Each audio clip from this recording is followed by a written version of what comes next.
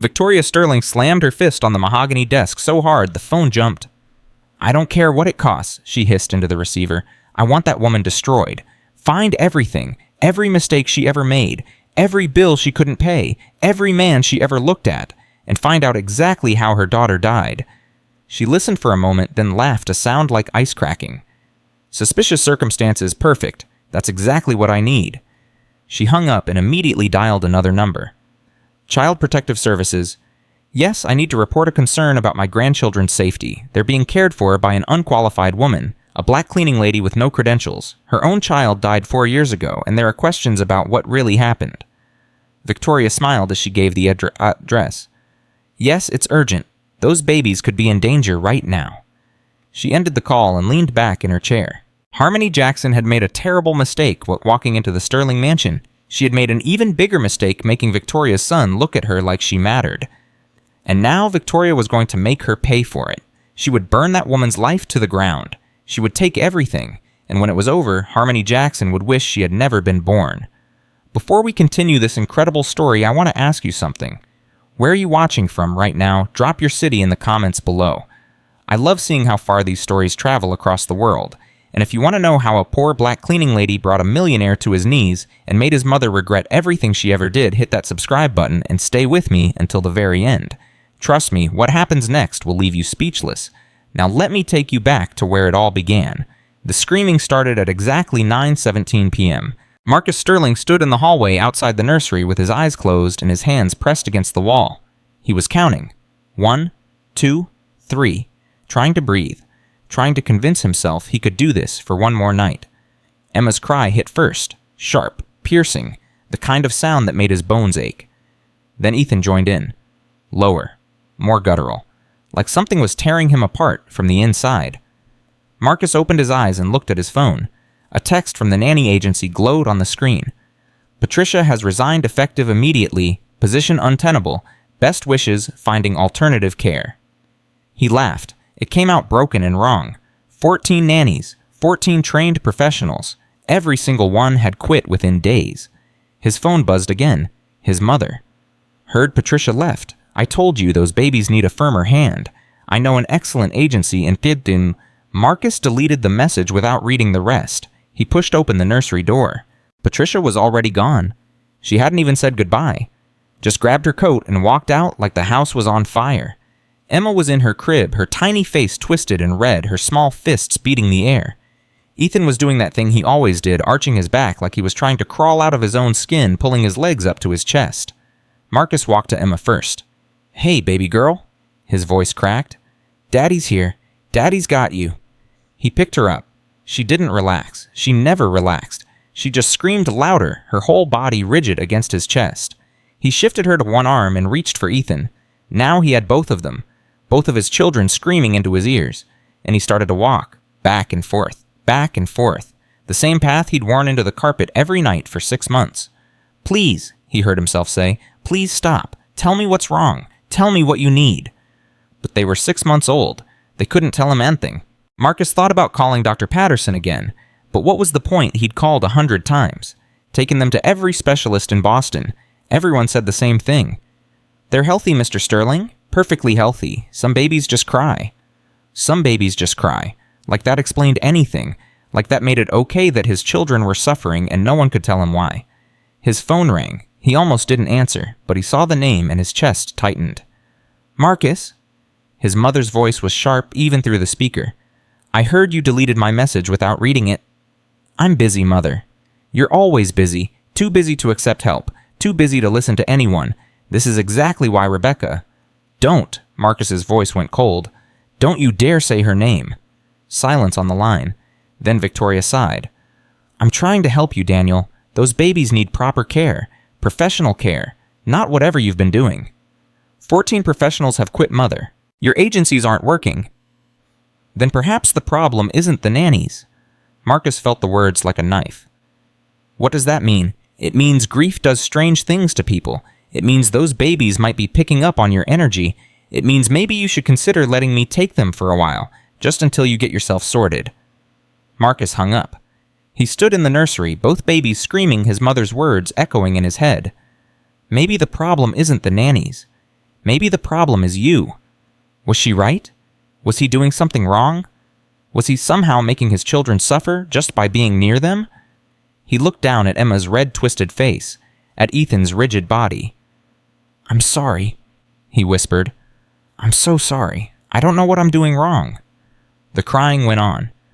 At midnight, Marcus heard the service entrance open downstairs. The night cleaning crew. He'd forgotten they were coming. He kept walking, back and forth. The babies kept crying. Footsteps on the stairs. Light? Careful. They stopped at the nursery door. Marcus turned. A woman stood in the doorway. Black mid-30s, still wearing her coat. She had eyes that looked like they'd seen too much pain to be surprised by anything. The new cleaning lady. She'd started 3 weeks ago. What was her name? She wasn't looking at him. She was looking at the babies. Something changed in her face. Recognition, understanding, and something else Marcus couldn't name. "Mr. Sterling." Her voice was soft Southern. "May I?" She held out her arms. Marcus should have said no, should have told her to go back to her job. But he was so tired, so completely empty. He handed her Emma. The babies crying hitched, confused by the change. But the woman didn't flinch. She adjusted Emma against her shoulder with an ease that surprised him. She held out her other arm for Ethan. Marcus gave her his son. Now this stranger was holding both of his children. And she started to move. Not bouncing, not rocking. Something slower, something that felt like a heartbeat. She started to hum. The sound was barely there at first, just a vibration in her chest. But it grew into something Marcus had never heard before. A melody that felt ancient, sacred, like it came from somewhere deeper than memory. Words came with it. Not English, Spanish maybe. Marcus didn't understand them, but his throat tightened anyway. Emma's crying faltered, just for a second, just a tiny break in the pattern. But it was there. The woman kept humming, kept swaying. Tears were sliding down her face, now silent and steady, but her voice never wavered. She walked a slow circle around the nursery, and one by one the cries began to fade. Ethan quieted first. His rigid body relaxed. His breathing slowed. Then Emma. She fought it longer. But even she couldn't resist. Her whimpers grew softer and softer until they dissolved into nothing. Silence. Marcus couldn't breathe. 6 months. 6 months of hell. And this woman had done in minutes what no one else could do in half a year. She continued to sway, making sure the babies were truly asleep. When she finally opened her eyes, more tears spilled out. She looked at Marcus, and in her gaze, he saw something that terrified him. She knew. Somehow she knew exactly what his children were going through. How? Marcus's voice came out broken. How did you do that? The woman walked to the cribs. She laid Emma down, Derbidiatus first, then Ethan tucking them in with trembling hands. Both babies stayed asleep. She stepped back and wiped her face. "I recognized their cry," she said quietly. "It's not what everyone thinks." "What do you mean?" She turned to face him. Her eyes were red, but her voice was steady. "Mr. Sterling, your babies aren't crying because of colic. They're crying because they're in pain. Real pain." Marcus felt ice flood through him. Every doctor said they were healthy. Every test. Did they test for severe reflux? Marcus stopped. What? Gastroesophageal reflux, when the acid comes up from their stomachs and burns everything. The way they arch their backs, the way they pull their legs up, the way nothing soothes them. Her voice cracked slightly. It's agony, and babies can't tell anyone what's wrong. They can only scream. Marcus's mind raced back through 6 months of doctor visits, the examinations, the tests, the shrugged shoulders. No one had mentioned reflux, not once. How do you know this? He demanded. How can you know what's wrong when every doctor missed it? The woman looked away from him. Because I had a baby once. A little girl who suffered from the same thing. Her hands clenched at her sides. I learned to recognize every cry, every sign, because I was desperate to help her. Marcus felt his chest constrict. Where is your daughter now? The silence stretched between them like a wound. She's gone. The words came out hollow. I lost her 4 years ago. Marcus wanted to ask more, but something in her face stopped him. I'm sorry, he said instead. The woman nodded once. Quick, like she was trying to hold herself together. Call your pediatrician tomorrow. Ask specifically about reflux. There are medications, simple things that could change everything. She moved toward the door. Wait. Marcus stepped forward. I don't know your name. She paused at the threshold. Harmony. Harmony Jackson. Harmony. He tested the name. Thank you. She gave him a small, sad smile. Just help your babies, Mr. Sterling. That's all that matters. Then she was gone. Marcus stood alone in the nursery, watching his children sleep peacefully for the first time in 6 months. Who was this woman? How had she known what doctors couldn't see? And why had she cried like her heart was breaking while holding children that weren't hers? The questions burned in his mind. But they would have to wait until morning. Tonight, for the first time in half a year, there was silence. Marcus called Dr. Patterson at 7 a.m. The receptionist tried to put him off. The doctor was busy, booked for weeks. Perhaps Mr. Sterling could schedule an appointment for next month. Marcus felt something snap inside him. You listen to me, he said, his voice cold and sharp. I have spent 6 months watching my children suffer while your office told me nothing was wrong. I have paid hundreds of thousands of dollars for specialists who shrugged and sent me home. You will get Dr. Patterson on the phone in the next 60 seconds, or I will buy that practice and fire every single person who works there. Starting with you. Silence on the line. Please hold, Mr. Sterling. Dr. Patterson called back in 2 minutes. Marcus? His voice was patronizing. I understand you're struggling, but we've run every test. The twins are perfectly... Test them for severe GERD. Today. I'm sorry. Gastroesophageal reflux disease. Test for it specifically. Today. Marcus, we've examined them thoroughly. If there was something, then you won't mind running one more test, unless you're afraid of what you might find. Silence. Bring them in at 2 o'clock. Marcus hung up without saying goodbye. He turned around and found Harmony standing in the kitchen doorway. She was already in her work clothes, her hair pulled back, ready to clean. But she wasn't holding any cleaning supplies. She was looking at him with something like hope in her eyes. You called the doctor? She said. I called the doctor. He's going to test for reflux. Yes. Marcus moved closer. Harmony, I need to ask you something. Last night, when you were holding them, when you were singing, you were crying. She looked down at the floor. What happened to your daughter?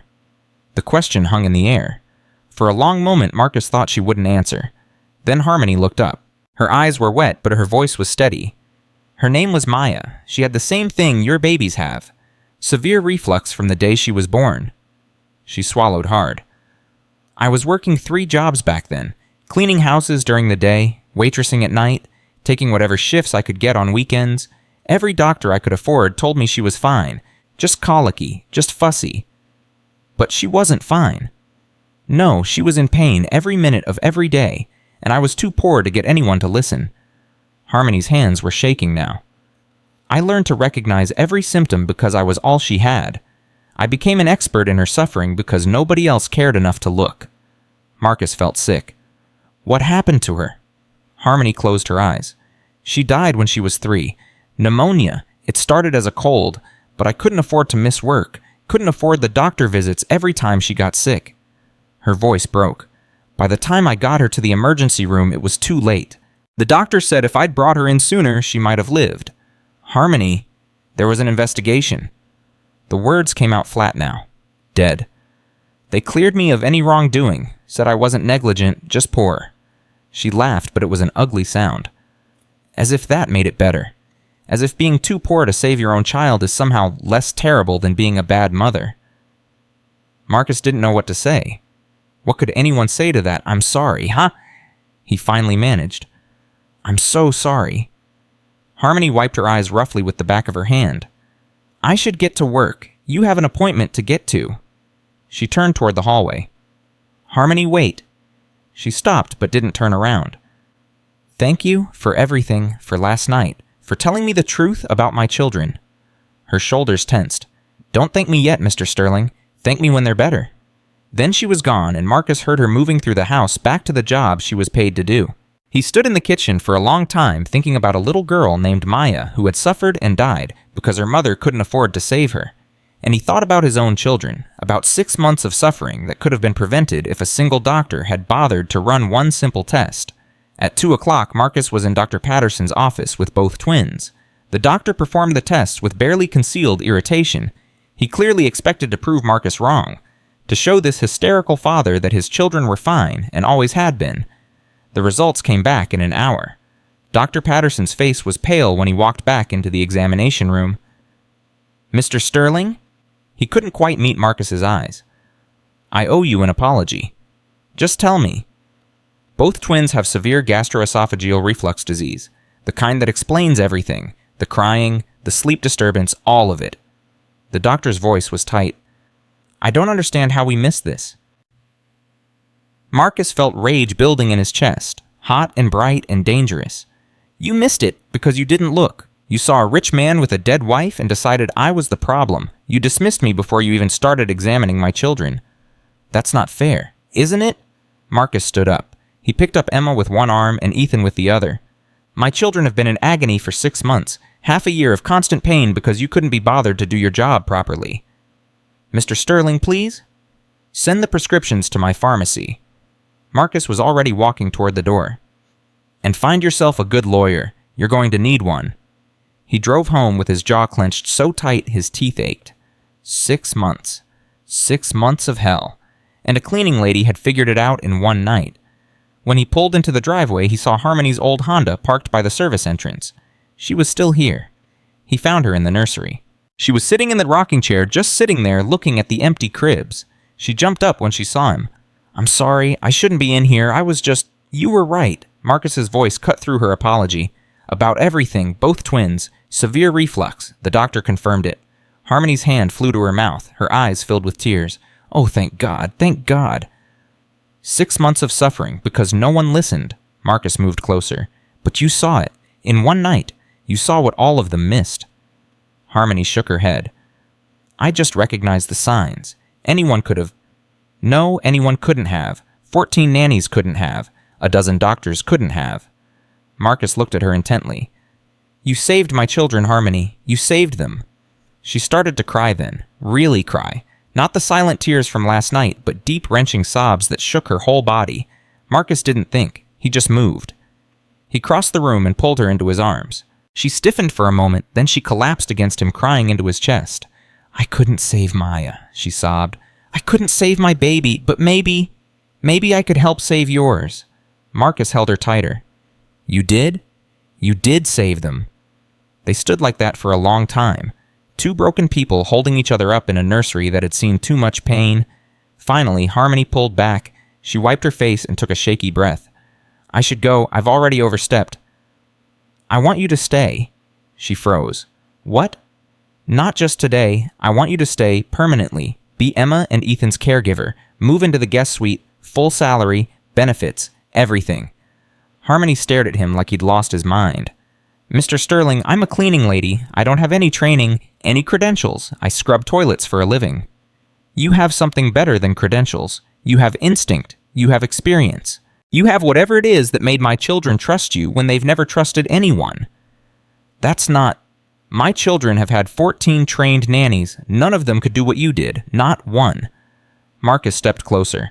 "I'm not asking for credentials, Harmony. I'm asking for you." She shook her head slowly. "Do you understand what you were asking? What it would look like a wealthy white man, a poor black woman, living in his house?" "I don't care what it looks like." "Easy for you to say." Her voice hardened. "Your money protects you. I've lived with judgment my whole life. The whispers, the assumptions, people who think they know everything about you just because of the color of your skin." Marcus heard the truth in her words. Years of pain he could never understand. "You're right," he said quietly. "I can't know what you've been through, but I know what my children need, and they need you." Harmony looked toward the cribs. Empty now, but she could still see the babies in her mind, could still feel them in her arms. "Let me think about it," she said finally. "Give me a few days." "Take all the time you need." She picked up her purse and walked toward the door. At the threshold, she paused. "Mr. Sterling." "Yes." "Your babies are going to be okay now. The worst is over." Marcus smiled. It felt strange on his face. He couldn't remember the last time he'd smiled. "Because of you." She shook her head. "Because you listened. That's more than most people do." Then she was gone. That night, Marcus gave the twins their first dose of medication. They took it easily, and within an hour he could see the difference. Less fussing, more comfort, actual peace on their tiny faces. He laid them down in their cribs. They drifted off to sleep without screaming. Marcus sat in the rocking chair and let himself cry. For Elizabeth, for his children, for 6 months of suffering, and for Harmony, the stranger who carried her own unbearable grief in silence. His phone buzzed, a text from his mother. "Coming to visit tomorrow. Want to check on the twins? See you at noon?" Marcus felt unease settle in his stomach. Victoria Sterling was coming, and somehow he knew that nothing good would come from it. Harmony's apartment was 3 floors up in a building that should have been condemned years ago. She climbed the stairs slowly. Her legs ached from hours on her feet. Her back hurt from scrubbing floors. But the physical pain was nothing compared to what was happening inside her chest. She unlocked her door and stepped into darkness. The light bulb had burned out again. She didn't have money for a new one until payday. She navigated by memory to the small lamp by her bed, clicked it on. Soft yellow light filled the room, and there on her nightstand was Maya's picture. Harmony sat on the bed and picked up the frame.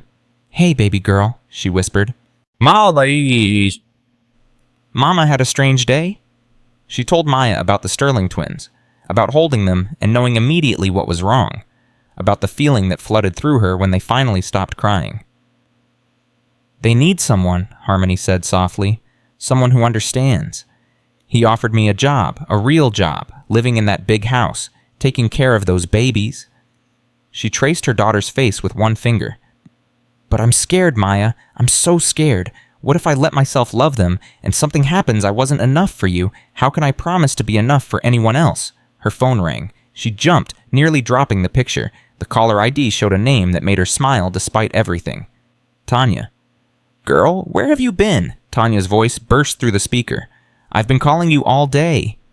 "Working, like always." "At that rich man's house, the one on Beacon Hill?" "Yes, Tanya, at that rich man's house." "Mm-hmm." Tanya's voice dripped with suspicion. "And how is that rich man he's still walking around looking all sad and handsome?" "Tanya, what I'm just asking, a widow with money is a widow worth noticing." Harmony laughed despite herself. Tanya had been her best friend since they were both working at the same diner 10 years ago. She was loud, opinionated, and the only person in the world who could make Harmony laugh anymore. "He offered me a job," Harmony said. Silence on the line. "What kind of job?" "Me taking care of his twins, living in the house, full time." More silence. Then Tanya's voice came back lower now, serious. "Harmony, baby, you know I love you, but you need to think real careful about this." "I know." A black woman moving into a white man's house taking care of his children, that's not just a job, that's a target on your back. "I know." People are going to talk, they're going to say all kinds of ugly things. And when something goes wrong, because something always goes wrong, guess who's going to get blamed? Harmony closed her eyes. "I know, Tanya, I know all of that. Then why are you even considering it?" Harmony looked at Maya's picture. "Because those babies were in pain, real pain. For 6 months, nobody could figure out what was wrong with them. I held them for 10 minutes, and I knew." "Harmony, I couldn't save Maya. I couldn't afford the doctors, couldn't get anyone to listen. But these babies, I can help them. I can make sure they don't suffer the way she did." Tanya was quiet for a long moment. "You really want to do this?" "I don't know. Maybe. Yes?" Harmony sighed. "I don't know." "Well," Tanya's voice softened, "whatever you decide, I got your back. You know that, right? Always." "I know. And if that rich man or his fancy family gives you any trouble, you call me. I'll come up there and show them what a real problem looks like." Harmony laughed. "Thanks, Tanya. I mean it. Nobody messes with my girl." They talked for a few more minutes, about nothing important, about everything. When Harmony finally hung up, she felt a little lighter. She looked at Maya's picture one more time. "What do you think, baby girl, should Mama take the job?" The picture didn't answer. It never did. But somehow, looking at her daughter's smile, Harmony felt like she already knew what she was going to do. Victoria Sterling arrived at exactly noon. She walked through the front door without knocking. Her heels clicked on the marble like gunshots. Her silver hair was perfect. Her cream-colored suit was perfect. Everything about her was perfect and cold and sharp. "Daniel." She air-kissed Marcus's cheek. "Where are my grandchildren?" "Upstairs, and my name is Marcus." "Don't be tedious." Victoria was already heading for the stairs. "I want to see them immediately." Marcus followed her up to the nursery. Emma and Ethan were awake, lying in their cribs, cooing and playing with their toys. Happy, peaceful, everything they hadn't been for 6 months. Victoria stopped in the doorway, her eyes narrowed. They seem different. They're better. We finally figured out what was wrong. Oh, Victoria moved to Emma's crib and looked down at her granddaughter. And what miracle diagnosis have you discovered now? Severe reflux, both of them. They're on medication and it's working. Reflux, Victoria said the word like it was beneath her. And who made this brilliant discovery? Another specialist? Some new doctor? Marcus hesitated. The cleaning lady. Victoria's head snapped up. I beg your pardon. Harmony Jackson. She works here 3 times a week. She recognized the symptoms. Victoria stared at him. For a moment she was completely silent. Then she laughed. A cleaning lady diagnosed my grandchildren. She was right when every doctor was wrong. Daniel! Victoria's voice dropped to ice. Do you hear yourself? Do you hear how insane you sound? What's insane is that I paid hundreds of thousands of dollars for specialists who couldn't figure out what a woman making minimum wage saw in one night. Victoria's jaw tightened. I want to meet this woman, this miracle worker who apparently knows more than medical professionals. She's not here today. Then bring her here, tomorrow. I want to see for myself what kind of person she is. Marcus felt anger rising in his chest. She's a good person, a kind person. She lost her own daughter 4 years ago, and she still lost her daughter. Victoria's eyes sharpened. What do you mean, lost her daughter? But the child died, pneumonia. How convenient. Victoria's smile was thin and sharp. A woman with a dead child attaches herself to a grieving father with 2 babies. How very convenient indeed. It's not like that. Isn't it? Victoria moved closer. Daniel, I raised you to be smarter than this. People like that, they see vulnerability and they exploit it. They see money and they find a way to get close to it. People like what mothers say, what you really mean. Victoria's eyes went cold. People without breeding, without background, without anything to lose. She picked up her purse. I'm going to have my people look into this Harmony Jackson. I want to know everything about her, where she came from, what she's done, and exactly how her daughter died. Don't. It's not a request. Victoria headed for the door. If you won't protect this family, someone has to. Mother. Victoria paused at the threshold. Get out of my house. She turned slowly. Her face was a mask of controlled fury. Excuse me, I said get out. You don't get to come here, insult me, accuse an innocent woman of manipulation, and then act like you're doing me a favor. Daniel, my name is Marcus. His voice echoed through the nursery. Emma started to fuss. And I'm done. I'm done letting you control everything. I'm done listening to your paranoid accusations. Get out of my house and don't come back until you can behave like a decent human being. Victoria gathered herself. Every line of her body was rigid with rage. You're making a terrible mistake, and when this all falls apart, don't come crying to me for help. I won't. She walked out. Her heels clicked down the hallway, down the stairs, and out the front door. Marcus stood in the nursery, his hands shaking. Emma was crying now, disturbed by the shouting. He picked her up and held her close. I'm sorry, baby girl, he whispered. I'm sorry. Daddy's sorry. But even as he comforted his daughter, a cold knot of fear was forming in his stomach. His mother never made empty threats. Whatever she was planning, it was going to be bad, and Harmony was going to be right in the middle of it. 3 days later, Harmony came to the mansion with her answer. She found Marcus at the kitchen feeding Ethan from a bottle. Emma was already asleep in her swing milk drunk and peaceful. You came? Marcus said. Relief flooded his face. I wasn't sure you would. I almost didn't. What changed your mind?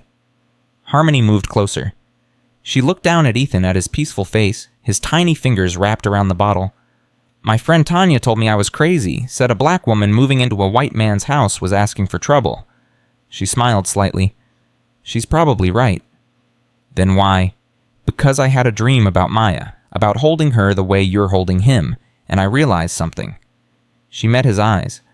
I've been so afraid of losing someone else that I forgot what it feels like to have someone to love. Your children need me, and maybe I need them too. Marcus felt something shift in his chest. Does that mean yes? It means I'll try. Her voice hardened slightly. But I need you to understand something. I know about your mother's visit. I know she's investigating me. Marcus went still. How did you know? Someone from her office called my old landlord yesterday, asked all kinds of questions about me, about Maya. Harmony's jaw tightened. I know what she thinks of me, and I know she's going to find whatever she can to use against me. Harmony, I'm sorry, I told her to stop. It doesn't matter what you told her. Women like your mother don't stop until they get what they want. Harmony stepped closer. So I need to know, when she comes after me, and she will come after me, are you going to stand with me, or are you going to throw me under the bus to make peace with your family?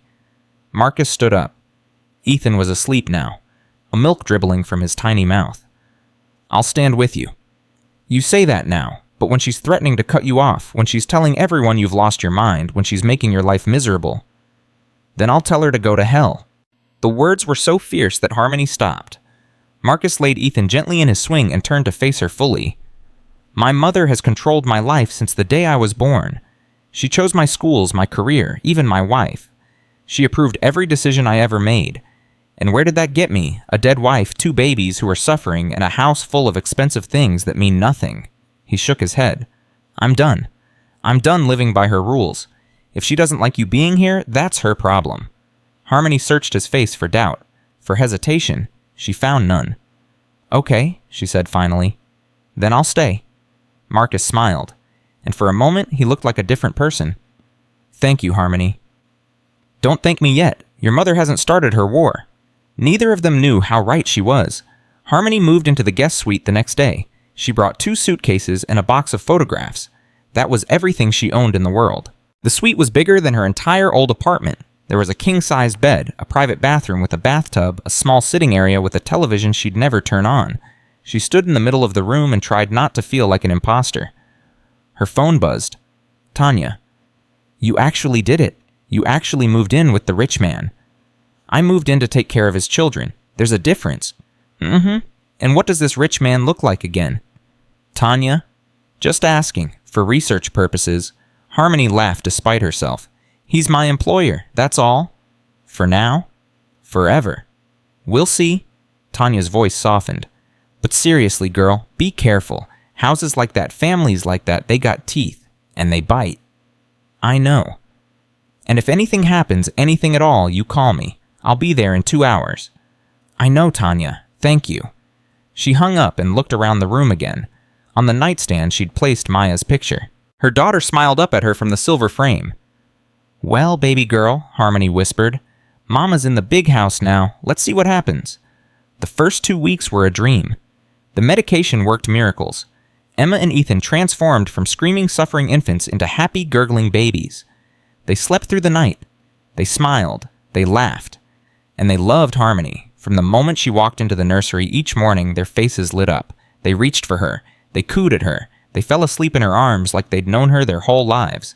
Marcus watched it happen with something like wonder. They've never responded to anyone like this, he said one evening. They were in the living room after dinner. The twins were asleep upstairs. Not the nannies, not my mother, not even me. Children know, Harmony said softly.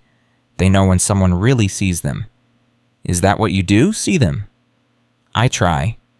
Marcus was quiet for a moment. I've been thinking about something you said, about Maya, about how you learned to recognize every symptom because you were all she had. Harmony's hands tightened on her coffee cup. What about it? You blame yourself for not being able to save her. It wasn't a question. Harmony didn't answer for a long time. When she finally spoke, her voice was barely a whisper. I think about it every day, every single day. What if I'd called in sick from work that week? What if I'd taken her to the doctor sooner? What if I'd had enough money to give her the care she deserved? It wasn't your fault. Wasn't it? Harmony looked up at him. Her eyes were bright with tears. I was her mother. Protecting her was my job, and I failed. No. Marcus moved closer. The system failed her. The doctors who wouldn't listen failed her. A society that makes people choose between working and caring for their sick children failed her. But you loved her with everything you had. Harmony shook her head. Love wasn't enough to save her. Maybe not, but it was enough to save my children. Marcus's voice was fierce. You walked into my house and you saw what no one else could see, because you loved Maya so much that you became an expert in her pain. And that expertise that love it saved Emma and Ethan's lives. Harmony was crying now, tears streaming down her face. "I don't know if I can do this," she whispered. "Love them, I mean. Really love them. Because if something happens to them, if I lose them too, you won't lose them. You can't promise that." "No." Marcus reached out and took her hand. "But I can promise that whatever comes, you won't face it alone. Not anymore." Harmony looked at their joined hands, his skin pale against hers. Two people from different worlds connected by something neither of them could name. She should pull away. Should remind herself that she was the help, nothing more. That getting attached to this man was the most dangerous thing she could do. But his hand was warm, and she was so tired of being alone. "Okay," she whispered. "Okay." They sat like that for a long time, not speaking, just holding on. Outside, a car sat parked down the street. Inside the car, a man with a camera was taking pictures, making notes. Victoria Sterling's investigation was just getting started. The call came at 3 a.m. Harmony's phone screamed into the darkness. She grabbed it, heart pounding. "Hello, Bill." Silence on the line, then breathing, slow, heavy. "Hello, who is this, a voice came through. Low, muffled, disguised. "You don't belong there." Harmony's blood went cold. "Who is this? Go back where you came from, before something bad happens." The line went dead. Harmony sat in the darkness, her hands shaking. She wanted to believe it was a wrong number, a prank, some random crazy person, but she knew better. She didn't sleep for the rest of the night. In the morning, she found Marcus in the kitchen making coffee. He took one look at her face and froze. "What happened?" She told him about the call. His jaw tightened with every word. "It's my mother. It has to be. You don't know that. I know exactly what she's capable of." Marcus pulled out his phone. "I'm calling her right now." "Marcus, don't." Harmony grabbed his arm. "If you confront her, she'll know she's getting to me. That's what she wants. I'm not going to let her terrorize you. And I'm not going to let her drive me away." Harmony's voice was firm despite the fear in her chest. "If I run every time someone threatens me, I'll spend my whole life running." Marcus looked at her. Really looked at her. "You're braver than anyone I've ever known." "I'm not brave. I'm just tired of being scared." He reached out and touched her face, just a brush of his fingers against her cheek.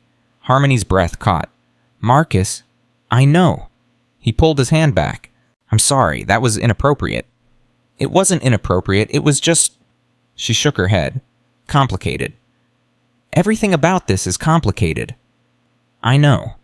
They stood there in the kitchen, the morning light streaming through the windows, something huge and terrifying hanging between them. From upstairs, Emma started to cry. The moment broke. "I should go," Harmony said. "Yeah." Marcus's voice was rough. "You should."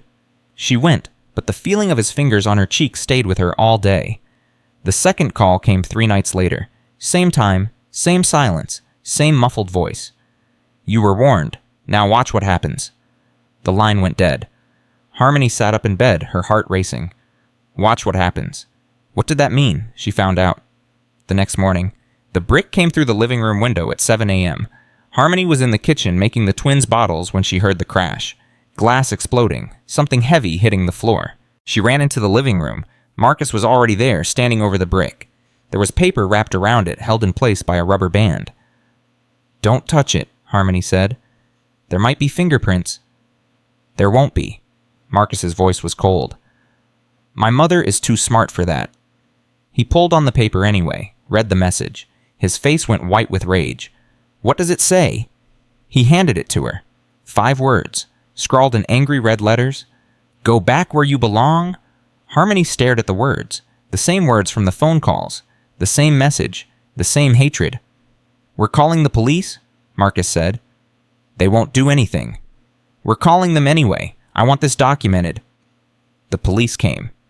They took the brick, took pictures, asked questions, promised to investigate. But Harmony saw the look they gave her, saw the way they glanced around the mansion, then at her doing the math in their heads. "Maybe you should consider your living situation," one officer suggested to Marcus. His voice was carefully neutral. "Sometimes these things resolve themselves when people make different choices." Marcus's face went red. "Get out of my house." "Sir?" "Get out, now, before I have you both fired for suggesting that my employee is somehow responsible for being harassed." The officers left, but their message was clear. You're the problem. You don't belong here. Everyone knows it. Harmony stood in the living room staring at the boarded-up window. I should leave, she said quietly. Marcus spun around. No. Marcus, someone threw a brick through your window. Because of me. Because of hatred. Because of ignorance. Not because of you. It doesn't matter why. What matters is that your children could have been hurt. If Emma had been in that room, she wasn't. But she could have been. Harmony's voice cracked. I can't put them at risk. I won't. Marcus crossed the room in 3 steps. He took her by the shoulders. Listen to me. Whoever did this wants you to run. They want you to give up and go back to scrubbing floors for people who don't deserve you. Are you going to let them win? It's not about winning. It's exactly about winning. It's about whether fear gets to decide how we live our lives. About whether hatred gets to tear apart something good. His voice softened. Please, don't let them take you away from us. Harmony looked at him, at the desperation in his eyes, at the man who had gone to war with his own mother rather than let anyone hurt her. Okay, she whispered. I'll stay. Thank you. But Marcus, she took a deep breath. We need to be careful, about us, about whatever this is between us. I know. Your mother is looking for ammunition. If she finds out that there's something, I know. Marcus released her shoulders. I'll keep my distance. That's not what I want. I know that too. He smiled sadly. But you're right. We need to be smart about this. They stood apart. 3 feet of space between them that felt like miles. From upstairs, Ethan started to cry. I should go. Harmony said. Yeah. She went, and Marcus stood alone in the living room surrounded by broken glass and boarded windows, wondering how long he could keep his promise. 2 weeks later, Victoria made her move. The letter arrived by certified mail. Marcus read it 3 times before the words made sense. Then he called James Mitchell, his lawyer. She's filed for emergency custody, Hod, James said. His voice was grim. Claims you're mentally unstable, that Harmony is unqualified and dangerous, that the children are at risk. That's insane. Maybe, but she's got resources, connections. The family name carries weight in this city. What do we do, Banco? We fight. But Marcus, you need to understand what we're up against. Your mother has been building a case. She's got investigators who've been digging into Harmony's background, into Maya's death. She's going to use everything she can find. Marcus felt sick. There's nothing to find. Harmony was cleared of any wrongdoing. Doesn't matter. In family court, perception is everything. And the perception of a poor black woman with a dead child moving into a rich white man's house. James let the sentence hang. We need to be prepared for this to get ugly. How ugly? Very. Your mother is going to paint Harmony as a predator, as someone who manipulated her way into your life to get access to your money, your children. She's going to bring up the investigation into Maya's death. She's going to imply that Harmony was negligent, maybe worse. That's a lie. It doesn't have to be true to do damage. James sighed. There's another option, you know, if Harmony left voluntarily before the hearing. No. Marcus, I said no. I'm not throwing her to the wolves to appease my mother. Silence on the line. Then we fight, James said finally. But I hope you know what you're getting into. I know exactly what I'm getting into. Marcus hung up and went to find Harmony. She was in the nursery rocking Emma to sleep. Her voice was soft as she sang an old lullaby. Something about stars and wishes and babies who were loved. Marcus stood in the doorway and watched her. This woman, this beautiful, broken, brave woman. She had walked into his hell and pulled him out of it. She had saved his children. She had saved him.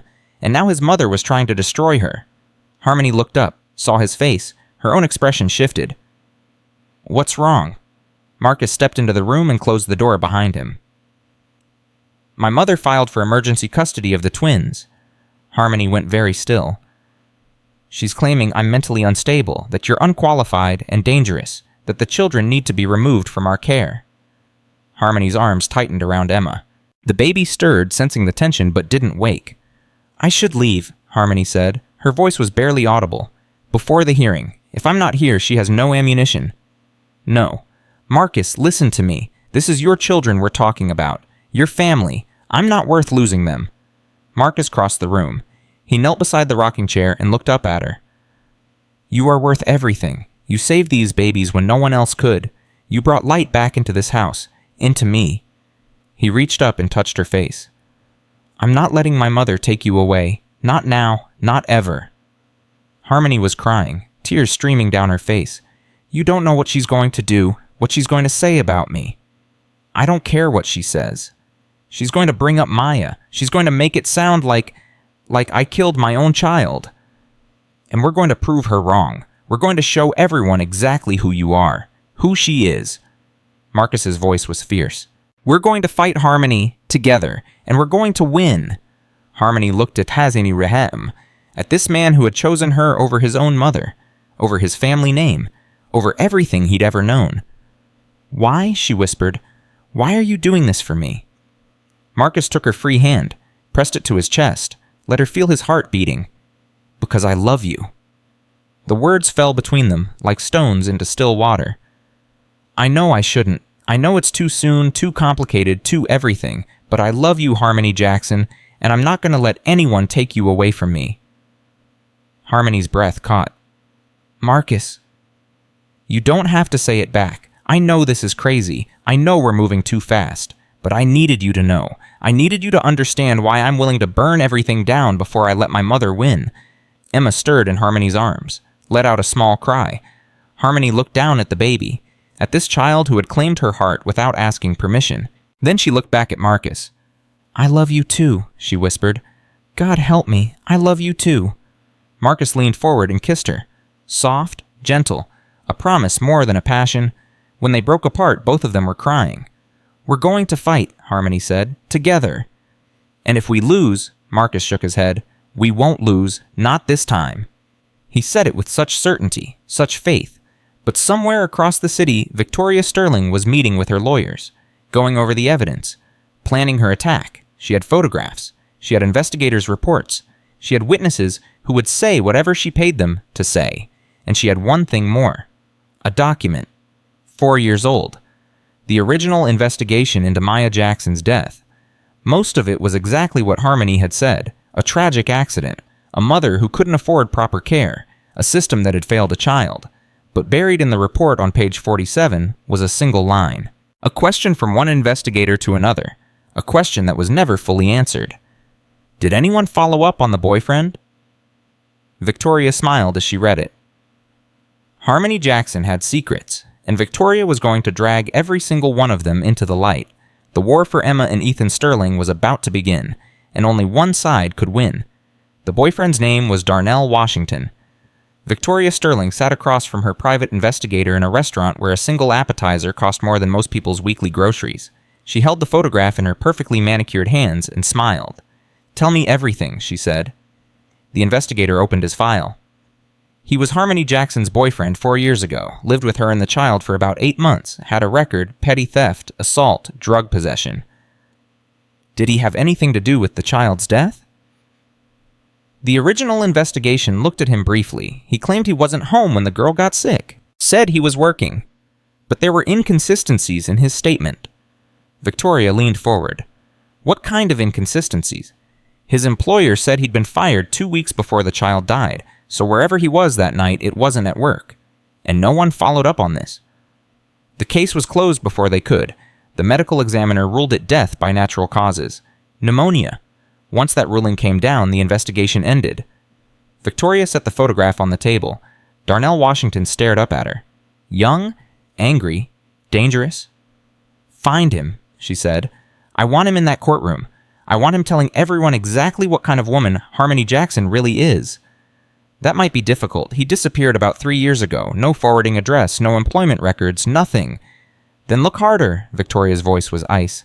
"I don't care what it costs. Find him." The investigator nodded and left. Victoria sat alone, sipping her wine, imagining the look on Harmony's face when her past walked into that courtroom.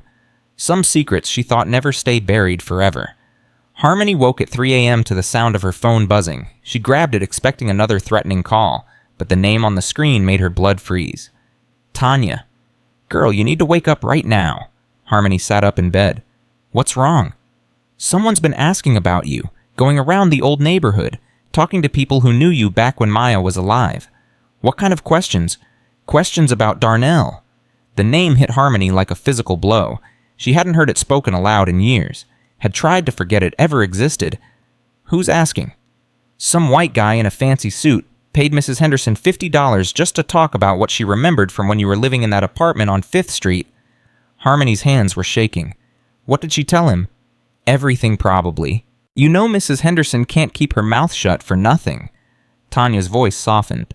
Harmony, what's going on? Why is someone digging into your past? It's Marcus's mother. She's trying to take his children away, and she's going to use me to do it. Use you how? Harmony closed her eyes. The memories came flooding back, things she'd buried, things she'd tried to forget.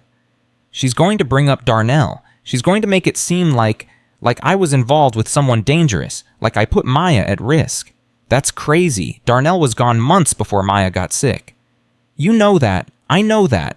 But in a courtroom with expensive lawyers twisting everything around, Harmony's voice broke. Tanya, I'm scared. I'm so scared. Then fight back. Tell them the truth about that man. Tell them what he did to you. I can't. Why not? Because I never reported it.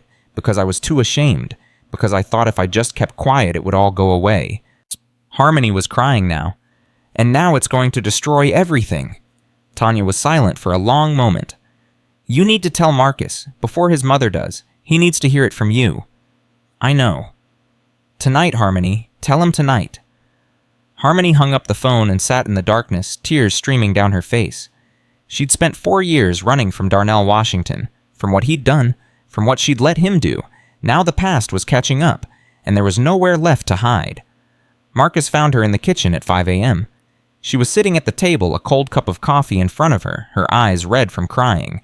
She didn't look up when he walked in. Harmony. He moved closer. What's wrong? She took a deep breath. Let it out slowly. There's something I need to tell you, something I should have told you a long time ago. Marcus sat down across from her. His face was worried, caring. It made what she had to say even harder. When Maya was about a year old, I started seeing someone. His name was Darnell Washington. Marcus nodded slowly. Okay?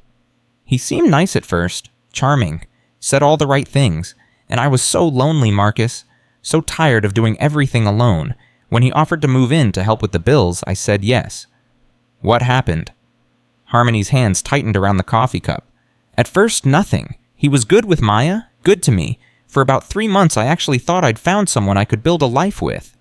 And then he lost his job, started drinking, started getting angry over little things. Her voice dropped to a whisper. Started hitting me. Marcus's face went hard. He hit you. Twice, maybe 3 times. I lost count. Harmony finally looked up at him. I should have left the first time, I know that, but I was scared. He knew where I worked, where Maya went to daycare. He said if I tried to leave, he'd make sure I never saw her again. Harmony. Damn it. I stayed for 5 more months. 5 months of walking on eggshells. 5 months of making sure dinner was ready on time, the house was clean, everything was perfect. Because if it wasn't perfect, he'd get angry, and when he got angry... She couldn't finish the sentence. Marcus reached across the table and took her hands. What happened to him?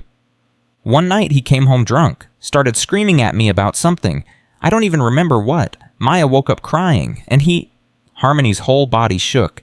He raised his hand to her. My baby? My little girl? He was going to hit my baby. What did you do? I grabbed a knife from the kitchen, told him if he touched her, I'd kill him.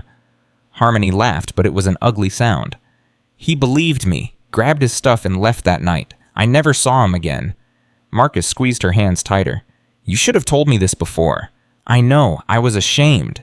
I thought if you knew I'd stayed with someone like that, you'd think I was weak, stupid, that I didn't deserve to take care of your children. That's not what I think at all. Harmony looked at him with desperate eyes. Your mother's investigators have been asking about Darnell. They're going to find out everything. They're going to twist it around, make it seem like I was involved with dangerous people, like I put Maya at risk. Let them try. Marcus's voice was steel. You were a victim, Harmony. You were trapped in an abusive relationship and you got yourself out. That doesn't make you weak. It makes you one of the strongest people I've ever known. The judge might not see it that way. Then we'll make them see it. Marcus stood up and pulled her into his arms. I'm not letting you face this alone. We're going to tell your story, the real story, and we're going to make sure everyone understands who the real villain is." Harmony pressed her face against his chest and cried. For the first time in 4 years, someone knew her secret. For the first time in 4 years, she wasn't carrying it alone. Victoria's investigator found Darnell Washington 6 days later. He was living in a halfway house in Providence, Rhode Island, recently released from prison after serving 18 months for drug possession. Broke, desperate, exactly the kind of man who would say anything for money. Victoria met him in person. She didn't trust this to the phone. He was smaller than she expected, wiry, with nervous eyes that couldn't quite meet hers. "You know why I'm here," she said. Darnell nodded. "Something about Harmony and her kid that died. I need you to testify in a custody hearing. Tell the court what kind of person Harmony Jackson really is." "What kind of person is that?" Victoria smiled. "That's what you're going to help me figure out. I need you to tell the court that you were living with her when Maya got sick, that you saw things that concerned you, that you tried to help but she wouldn't listen."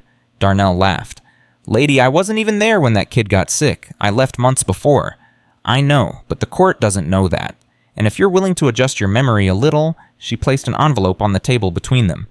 Darnell's eyes went wide when he opened it. "That's $50,000, Victoria said. "Yours if you testify the way I need you to." Darnell stared at the money. More than he'd ever seen in his life. More than he could make in years of honest work. "What exactly do you want me to say?"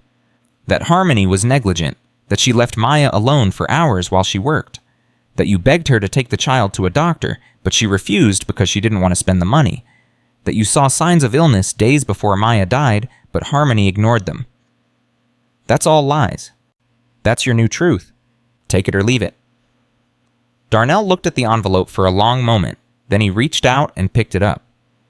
"When do you need me in court?" Victoria stood up, satisfaction spreading across her face. "My people will be in touch." She walked out of the halfway house and into the waiting car. Her driver pulled away from the curb. It was almost too easy. Find someone desperate, offer them money, watch them sell their soul. Harmony Jackson was about to learn what happened when you crossed Victoria Sterling, and the lesson was going to be brutal. Marcus received the witness list 3 days before the hearing. He read through the names with James Mitchell beside him. Former employers, neighbors from Harmony's old apartment building, character witnesses, and then at the bottom of the list a name that made his blood run cold. Darnell Washington.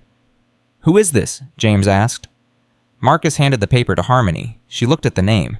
The color drained from her face. "No," she whispered. "No, no, no." "Who is he?" "My ex-boyfriend, the one I told you about." Harmony's hands were shaking so badly she dropped the paper. "The one who used to hit me, the one who almost hurt Maya." Marcus felt rage building in his chest. "My mother found him. She's going to use him against you. He's going to lie. He's going to say terrible things, things that aren't true. Then we'll prove he's lying. How? It's his word against mine. And he's a man. A man with a criminal record, yeah, but still a man. People believe men. They always believe men." Marcus grabbed her shoulders. "Listen to me. We are going to fight this. We're going to get our own witnesses. People who knew you back then. People who can testify to what Darnell was really like." "There's no one. I kept it hidden. I was too ashamed to tell anyone what was happening." "There has to be someone. A neighbor who heard the arguments. A coworker who noticed the bruises. Someone." Harmony thought desperately, searching her memory for anyone who might have seen. Anyone who might have known. Then she remembered. "Mrs. Patterson. She lived in the apartment below us. She complained once about the noise, about Darnell yelling at night." "Would she testify?" "I don't know. She was 80 years old when I lived there. She might be dead by now." "We'll find out." Marcus pulled out his phone. "James, I need you to track down a Mrs. Patterson who lived at..." He looked at Harmony. 1847 5th Street Apartment 2A, 4 years ago. James wrote it down. "I'll have my people on it within the hour." Marcus turned back to Harmony. "This isn't over. My mother thinks she's going to destroy you with some lowlife she dug up from your past. But she doesn't know who she's dealing with. She doesn't know how strong you are." Harmony wanted to believe him. She wanted to believe that truth could win against money and power and lies. But she'd been poor her whole life. She knew how the world worked. She knew that people like Victoria Sterling usually got what they wanted, and what Victoria wanted was to destroy her. The night before the hearing, Harmony couldn't sleep. She stood in the nursery watching Emma and Ethan in their cribs. They were sleeping peacefully, unaware of the storm about to break over their lives. "I love you," she whispered to them. "Whatever happens tomorrow, I need you to know that. I love you like you were my own." Emma stirred in her sleep, her tiny hand reaching for something in her dreams. Harmony reached into the crib and let the baby grasp her finger. "I'm going to fight for you," she continued. "I'm going to fight as hard as I can, but if they take me away, if your grandmother wins—" She couldn't finish the sentence. Marcus appeared in the doorway. "Come to bed," he said softly. "I can't sleep." "Neither can I." He walked over and stood beside her. "But we need to try. Tomorrow is going to be a long day." Harmony looked at him. At this man who had risked everything for her. His family, his reputation, his children's futures. "Why?" she asked. "Why what? Why are you doing all this, fighting your mother, putting yourself through this? You could have just let me go, found another nanny, moved on." Marcus turned to face her fully. "Because you're not just a nanny to me. You're not just someone who takes care of my children." He touched her face gently. "You're the woman who saved my family, who saved me, and I would burn down the entire world before I let anyone hurt you." Harmony leaned into his touch. "I'm scared," she admitted. "So am I." "What if we lose?" "We won't." "But what if we do?" Marcus pulled her close, held her against his chest. She could hear his heart beating steady and strong. "Then we'll appeal. We'll fight again. We'll keep fighting until there's nothing left to fight with. Because that's what you do when you love someone. You don't give up. You don't walk away. You stand and you fight." Harmony closed her eyes. "Promise me something." "Anything." "If they take the twins away, if the worst happens, promise me you'll keep fighting, even without me." "That's not going to happen." "Promise me." Marcus pulled back and looked at her. His eyes were fierce. "I promise. But I also promise you this. Tomorrow when we walk into that courtroom, we walk in together. And when we walk out the same way, together, no matter what." Harmony nodded. "Together," she whispered. They stayed in the nursery for another hour, watching the babies sleep, holding on to each other. Tomorrow the war would begin. But tonight they had this, each other, and a love that refused to break. The morning of the hearing arrived gray and cold. Marcus and Harmony drove to the courthouse in silence. James Mitchell met them at the entrance, his face grim. "My people found Mrs. Patterson," he said. "She's alive, living in a nursing home outside the city. Will she testify?" "She's on her way. But Harmony, I have to warn you, she's elderly. Her memory isn't what it used to be. She might not be the strong witness we need." Harmony felt her heart sink. "What about Darnell?" "He's here. Saw him arrive with your mother's lawyers about 20 minutes ago." James lowered his voice. "He looked nervous. That could work in our favor. Nervous witnesses make mistakes." "Or it could mean he's been coached," Marcus said. "My mother wouldn't bring him here unless she was sure he'd perform." They walked into the courthouse together. The courtroom was smaller than Harmony expected, more intimate. She could see Victoria Sterling already seated at the opposite table, flanked by 3 lawyers in expensive suits. Victoria turned and looked at Harmony. Her smile was cold, triumphant. "She thinks she's already won," Harmony realized. The judge entered, a woman in her 60s with steel-gray hair and eyes that missed nothing. "This hearing will come to order," she announced. "We're here to consider the emergency custody petition filed by Victoria Sterling regarding the minor children Emma and Ethan Sterling." Victoria's lead attorney stood. "Your Honor, Mrs. Sterling is deeply concerned about the welfare of her grandchildren. Since the death of their mother, they've been under the care of their father, Marcus Sterling, and a woman named Harmony Jackson.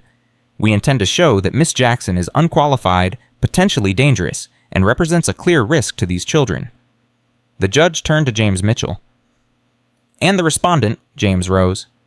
"Your Honor, we intend to demonstrate that these allegations are baseless and malicious. Miss Jackson is a loving caregiver who has transformed these children's lives. The only danger to Emma and Ethan Sterling is their grandmother's vendetta against a woman she considers beneath her family."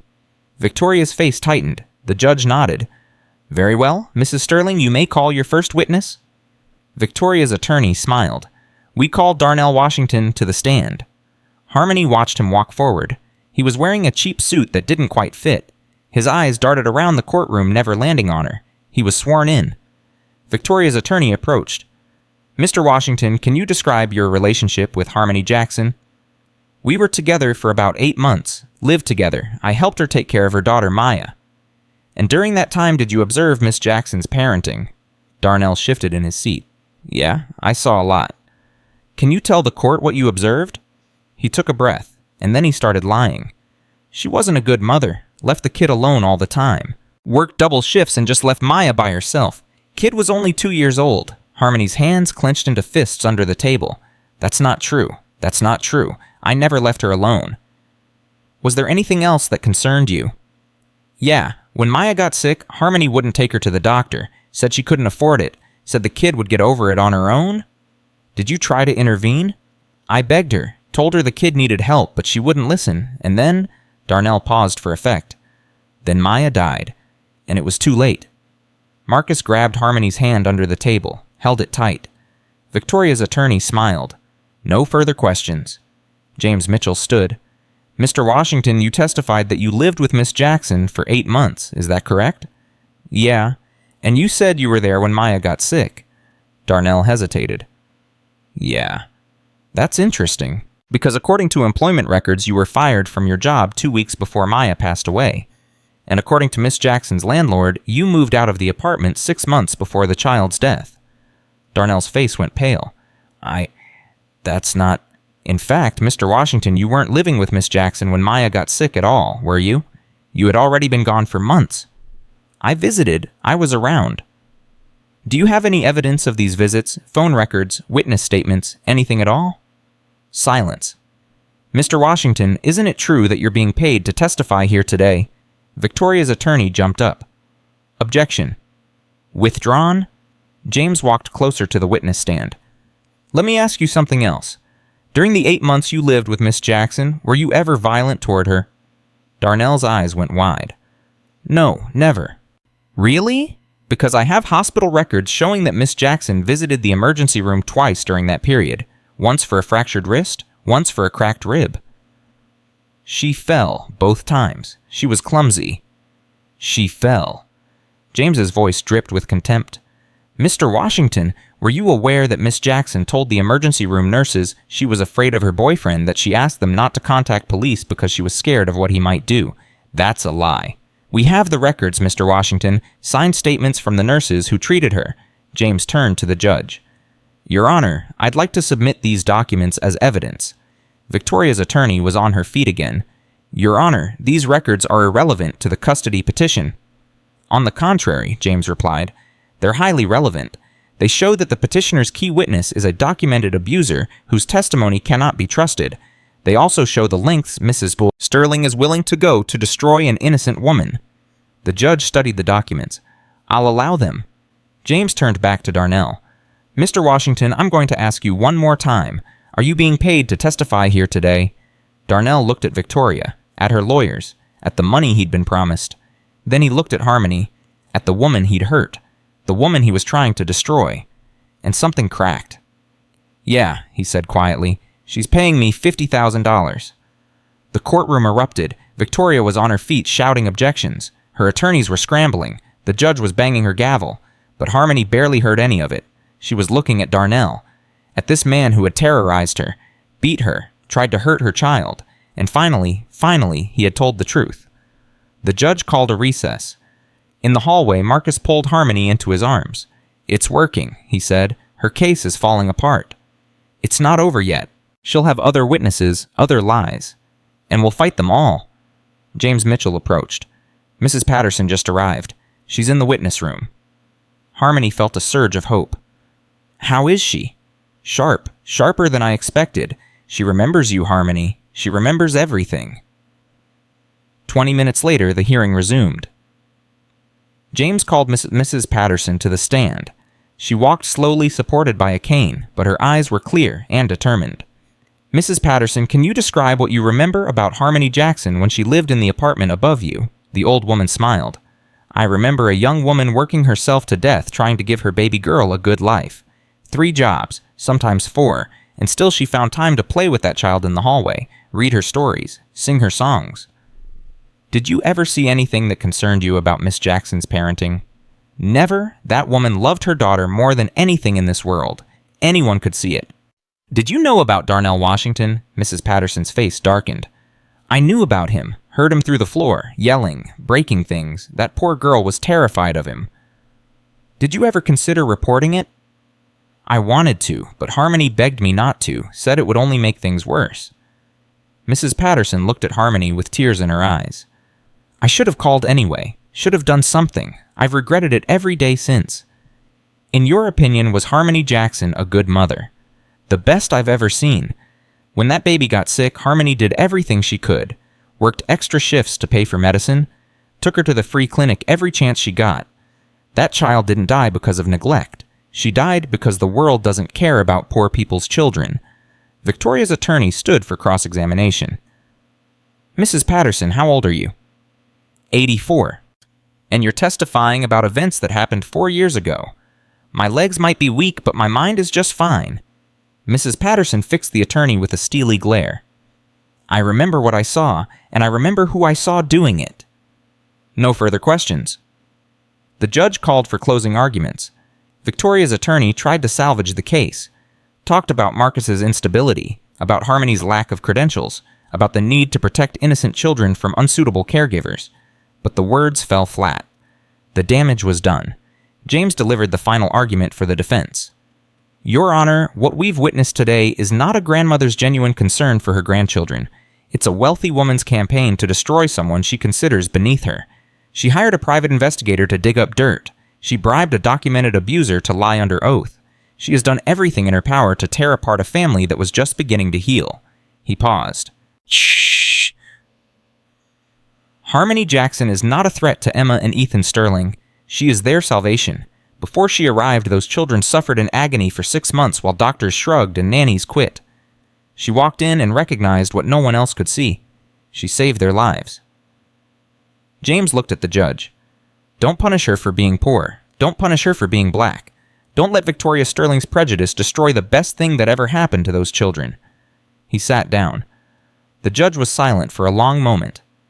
I've heard enough, she finally said. I'm ready to make my ruling. Harmony grabbed Marcus's hand. The petition for emergency custody is denied. Victoria's face went white.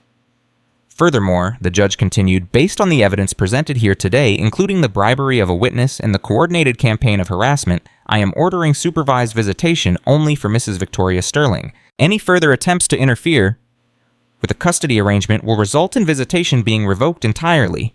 Victoria stood up. This is outrageous. Those are my grandchildren. I have rights. You have the rights I give you, Mrs. Sterling, and after what I've seen today, you're lucky I'm giving you any rights at all. The judge banged her gavel. Court is adjourned.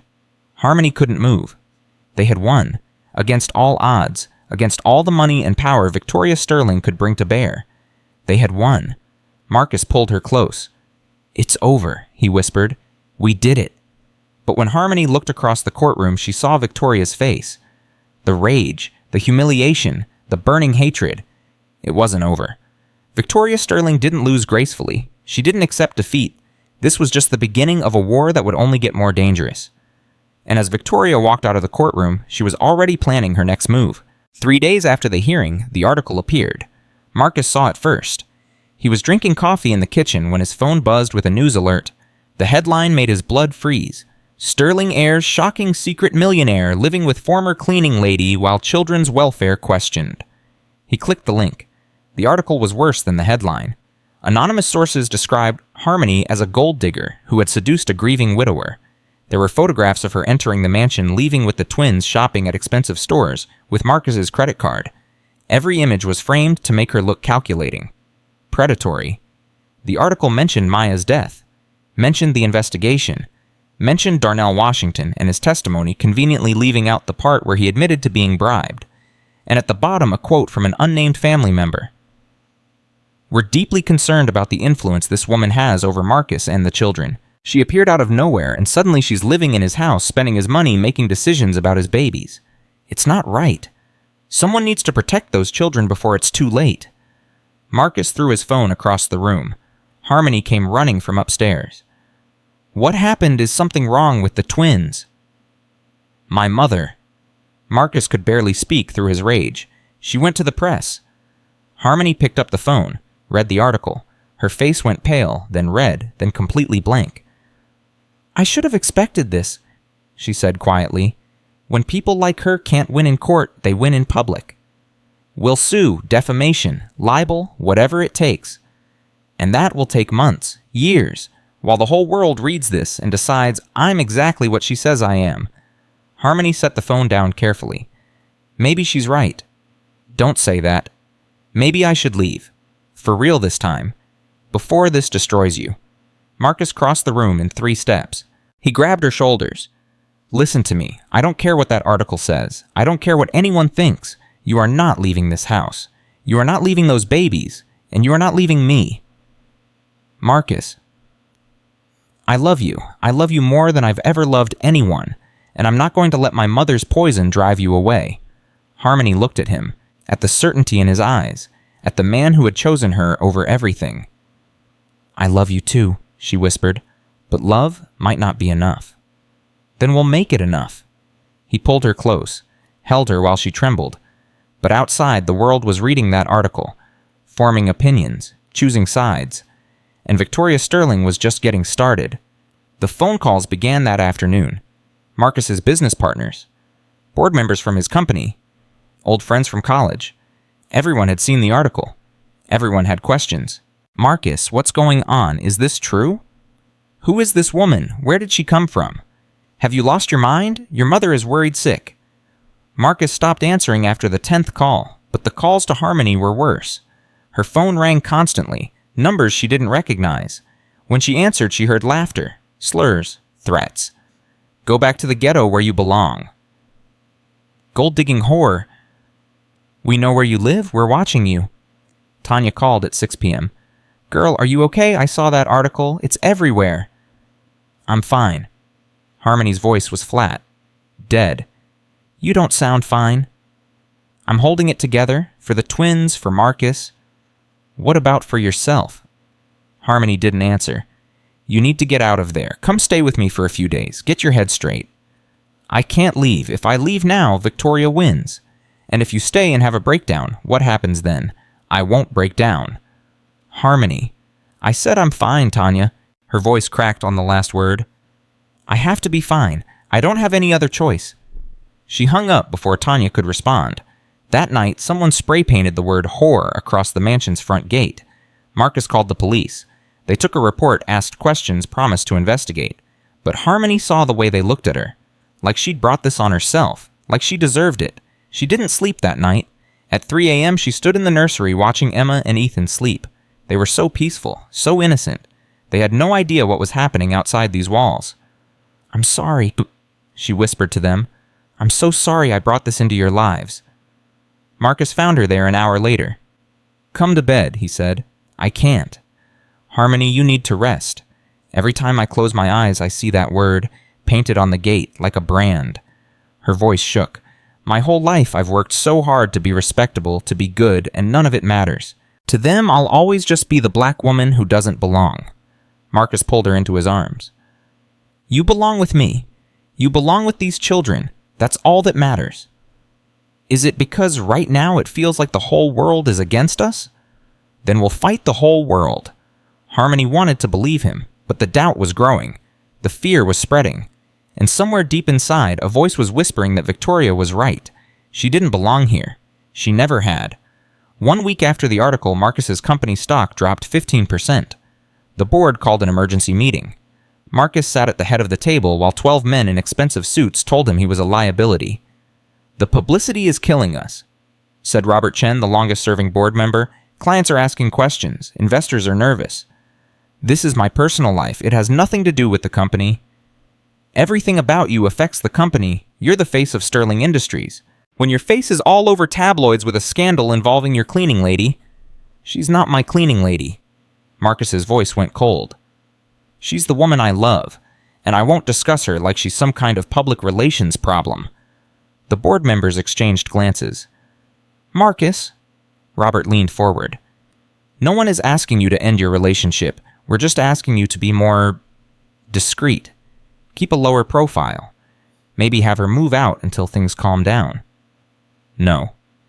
"Be reasonable." "I said no." Marcus stood up. I've given 20 years of my life to this company, built it from a regional firm into a national powerhouse. And now you're telling me to choose between my business and the woman who saved my children's lives. Silence around the table. If that's the choice, Marcus continued, then I choose her, every time, without hesitation. Think about what you're saying. I've thought about it. I've done nothing but think about it for weeks. Marcus looked around the table at the men who'd been his colleagues, his friends, his partners. Harmony Jackson is going to be my wife. She's going to be the mother of my children. And if this board has a problem with that, then maybe I need a new board. He walked out. Behind him, the board members sat in stunned silence. Robert Chen pulled out his phone and dialed Victoria Sterling's number. He's not backing down, he said. In fact, he just made it worse. He said he's going to marry her. Victoria's voice was sharp through the speaker. Then we accelerate the timeline. I didn't want to use this, but he's left me no choice. Use what? Something that will destroy them both. Something that will prove to everyone that Harmony Jackson is exactly what I've always said she is.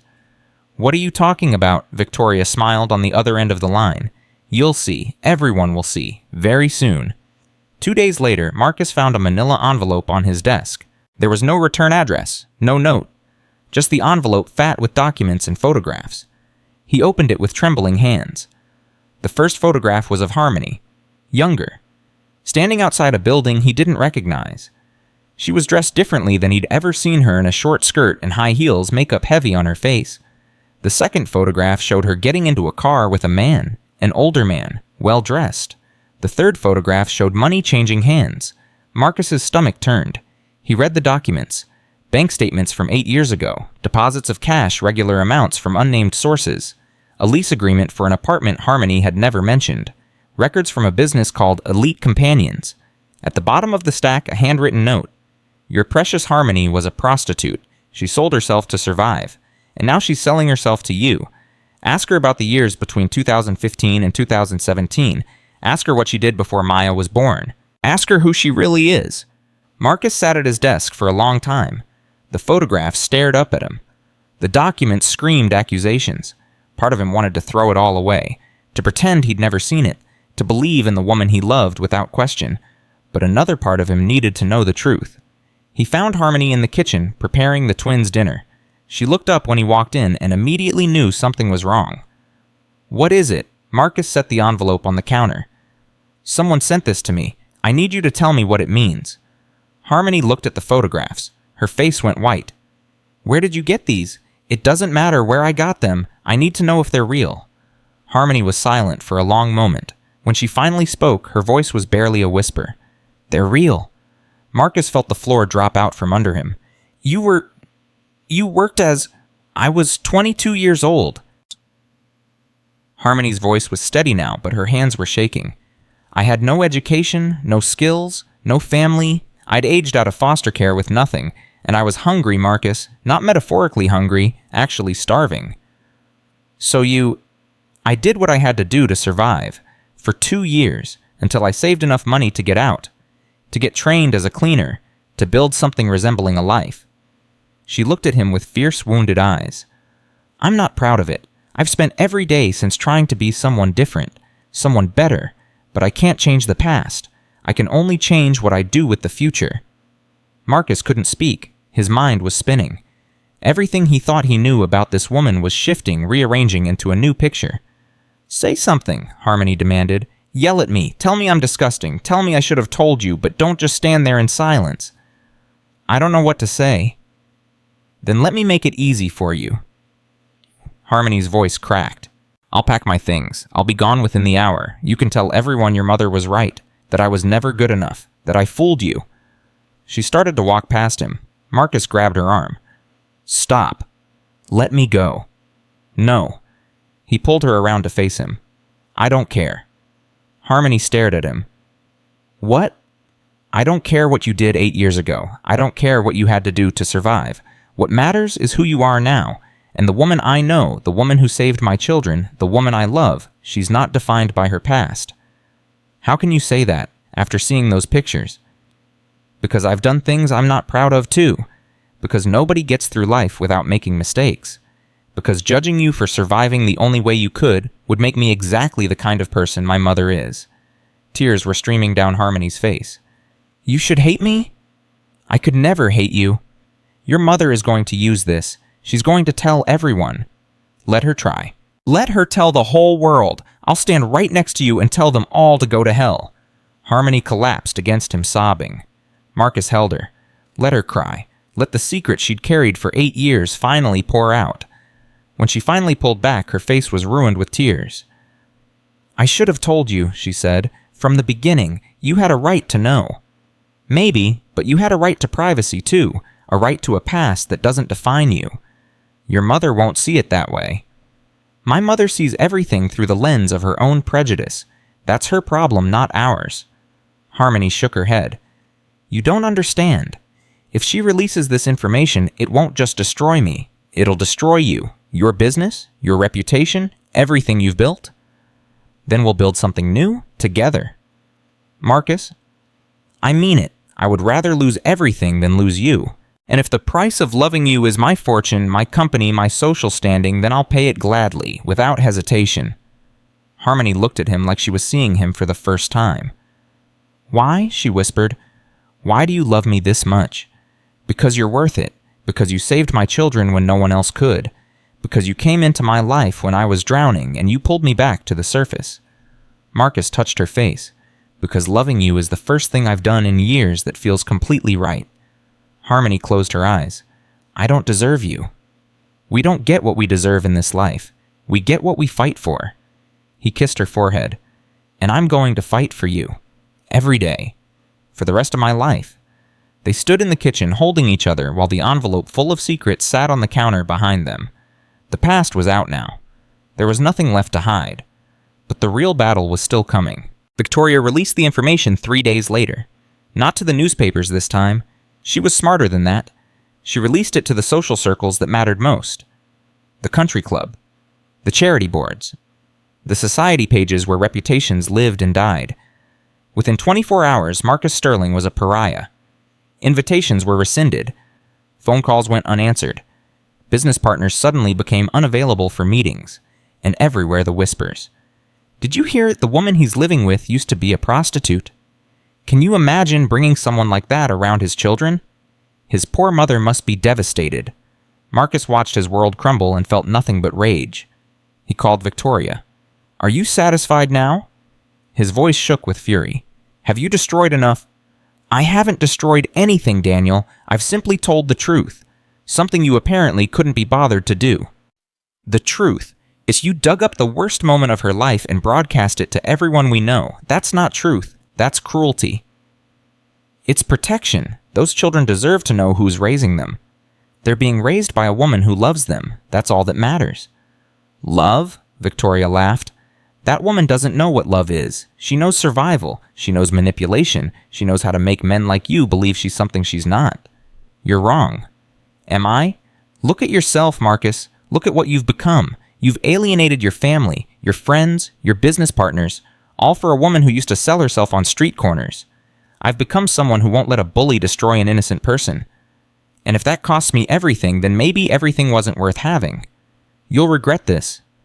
The only thing I regret is spending my whole life trying to please you, trying to be the son you wanted instead of the person I needed to be. Marcus, don't contact me again. Don't come to my house. Don't try to see the twins. As far as I'm concerned, you're dead to me. He hung up. His hands were shaking. His heart was pounding. But for the first time in his life, he felt free. Harmony found him in the study an hour later. I heard the phone call, she said quietly. You didn't have to do that. Yes, I did. She's your mother. She's a monster who tried to destroy the woman I love. That's not something I can forgive. Marcus looked at her. She's not something I want to forgive. Harmony sat down across from him. Everything is falling apart. Some things are. The things that were built on lies and pretenses and expectations I never wanted. Marcus reached across and took her hand. But the important things are still here. You, the twins, this home we're building together. Is it enough? It's everything. They sat in silence for a moment. What do we do now? Harmony asked. Now we stop defending and start fighting back. How? Marcus smiled grimly. My mother thinks she knows all my secrets, but I know hers too, and it's time the world learned who Victoria Sterling really is. The next morning, Marcus called a press conference.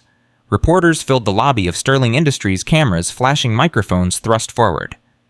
They expected a scandal, an apology, a broken man. They got something else entirely. Marcus walked to the podium with Harmony beside him. She held his hand, didn't flinch from the cameras. "Thank you all for coming," Marcus began. "I know there's been a lot of speculation about my personal life lately. I'm here to address it directly." A reporter shouted a question. Marcus held up his hand. "I'll answer questions in a moment. First, I have a statement." He took a breath. "The woman standing next to me is Harmony Jackson. She's the woman I love, the woman who saved my children's lives, and the woman I intend to marry." Gasps from the crowd. More camera flashes. "You've heard things about her past. Some of those things are true. When she was 22 years old, facing homelessness and starvation, she made choices she's not proud of. Choices she made to survive." Marcus's voice hardened. "I'm not going to stand here and apologize for her. I'm not going to distance myself from her, because what Harmony did 10 years ago doesn't define who she is today. What defines her is how she's lived since. The dignity she's shown, the love she's given, the lives she's changed." He looked directly into the cameras. "My mother, Victoria Sterling, has spent months trying to destroy this woman. She's hired private investigators. She's bribed witnesses. She's leaked personal information to the press. All because Harmony committed the unforgivable sin of being poor, being black, and being good enough to win my heart." A murmur through the crowd. "But my mother has secrets too. Secrets she's spent decades and millions of dollars keeping buried." Marcus pulled out a folder. "Victoria Sterling has paid hush money to 6 former employees over the past 20 years. All of them were people of color. All of them accused her of discrimination, harassment, and in one case, assault. The total amount paid out exceeds $2 million. He held up documents. "I have the settlement agreements, the NDAs, the canceled checks, every piece of evidence needed to prove that my mother is not a concerned grandmother protecting her family. She's a bigot who has spent her life hurting anyone she considers beneath her." More gasps, reporters scrambling to take notes. "I'm not releasing this information to be cruel. I'm releasing it because the truth matters. Because Harmony Jackson has been painted as a villain while the real villain has been sitting in a mansion on Beacon Hill pulling strings and destroying lives." Marcus put the folder down.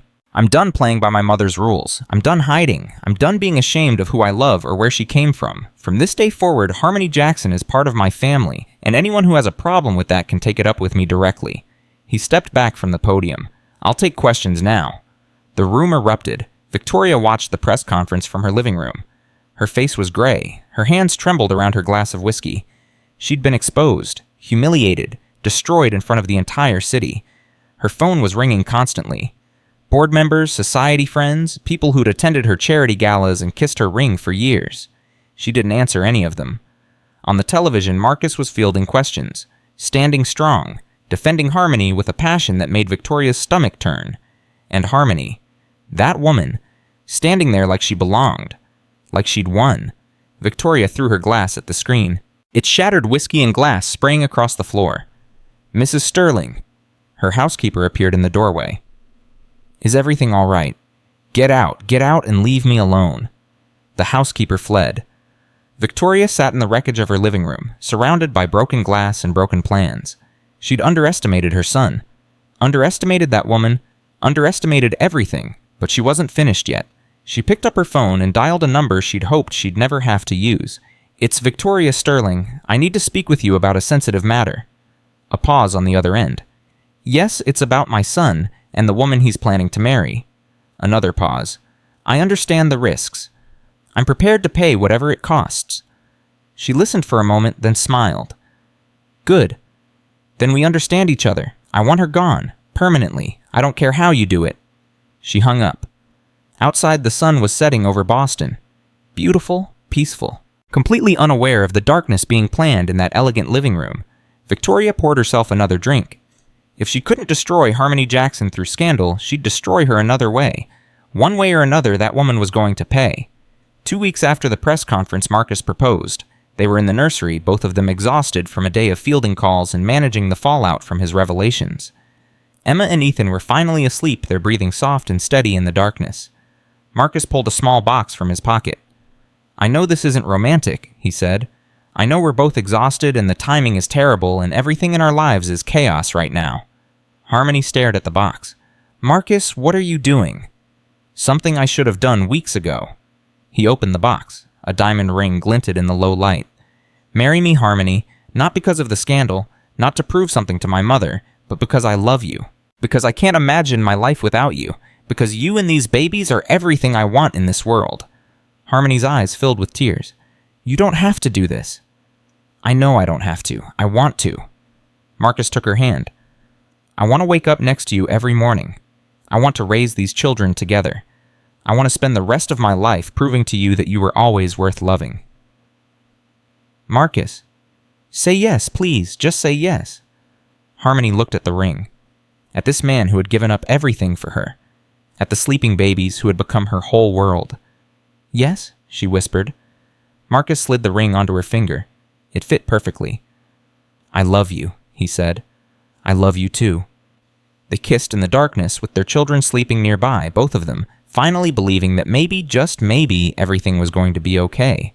But 3 floors above them, in the house across the street, a man was watching through binoculars. He noted the kiss, the ring, the embrace. Then he pulled out his phone and sent a text. They're engaged, moving forward with the plan. The response came seconds later. Good? Make sure she disappears before the wedding, and make it look like she ran. The man put away his phone and continued watching. Victoria Sterling had hired him for one job, and he always delivered. The man's name was Frank Doyle. He had been following Harmony for 12 days now, learning her patterns, her routines, the times she left the mansion alone, the routes she took when she went to the grocery store or the park with the twins. He knew everything about her schedule, and today he was going to use it. Victoria had been clear. Make it look like she ran. Make it look like the pressure got to her and she disappeared. Leave no evidence. Leave no trace. $50,000 for the job, half up front, half when it was done. Frank watched Harmony load the twins into the car. She was alone. Marcus had left for a meeting an hour ago. The housekeeper had the day off. Perfect. He started his engine and followed at a distance. Today was the day.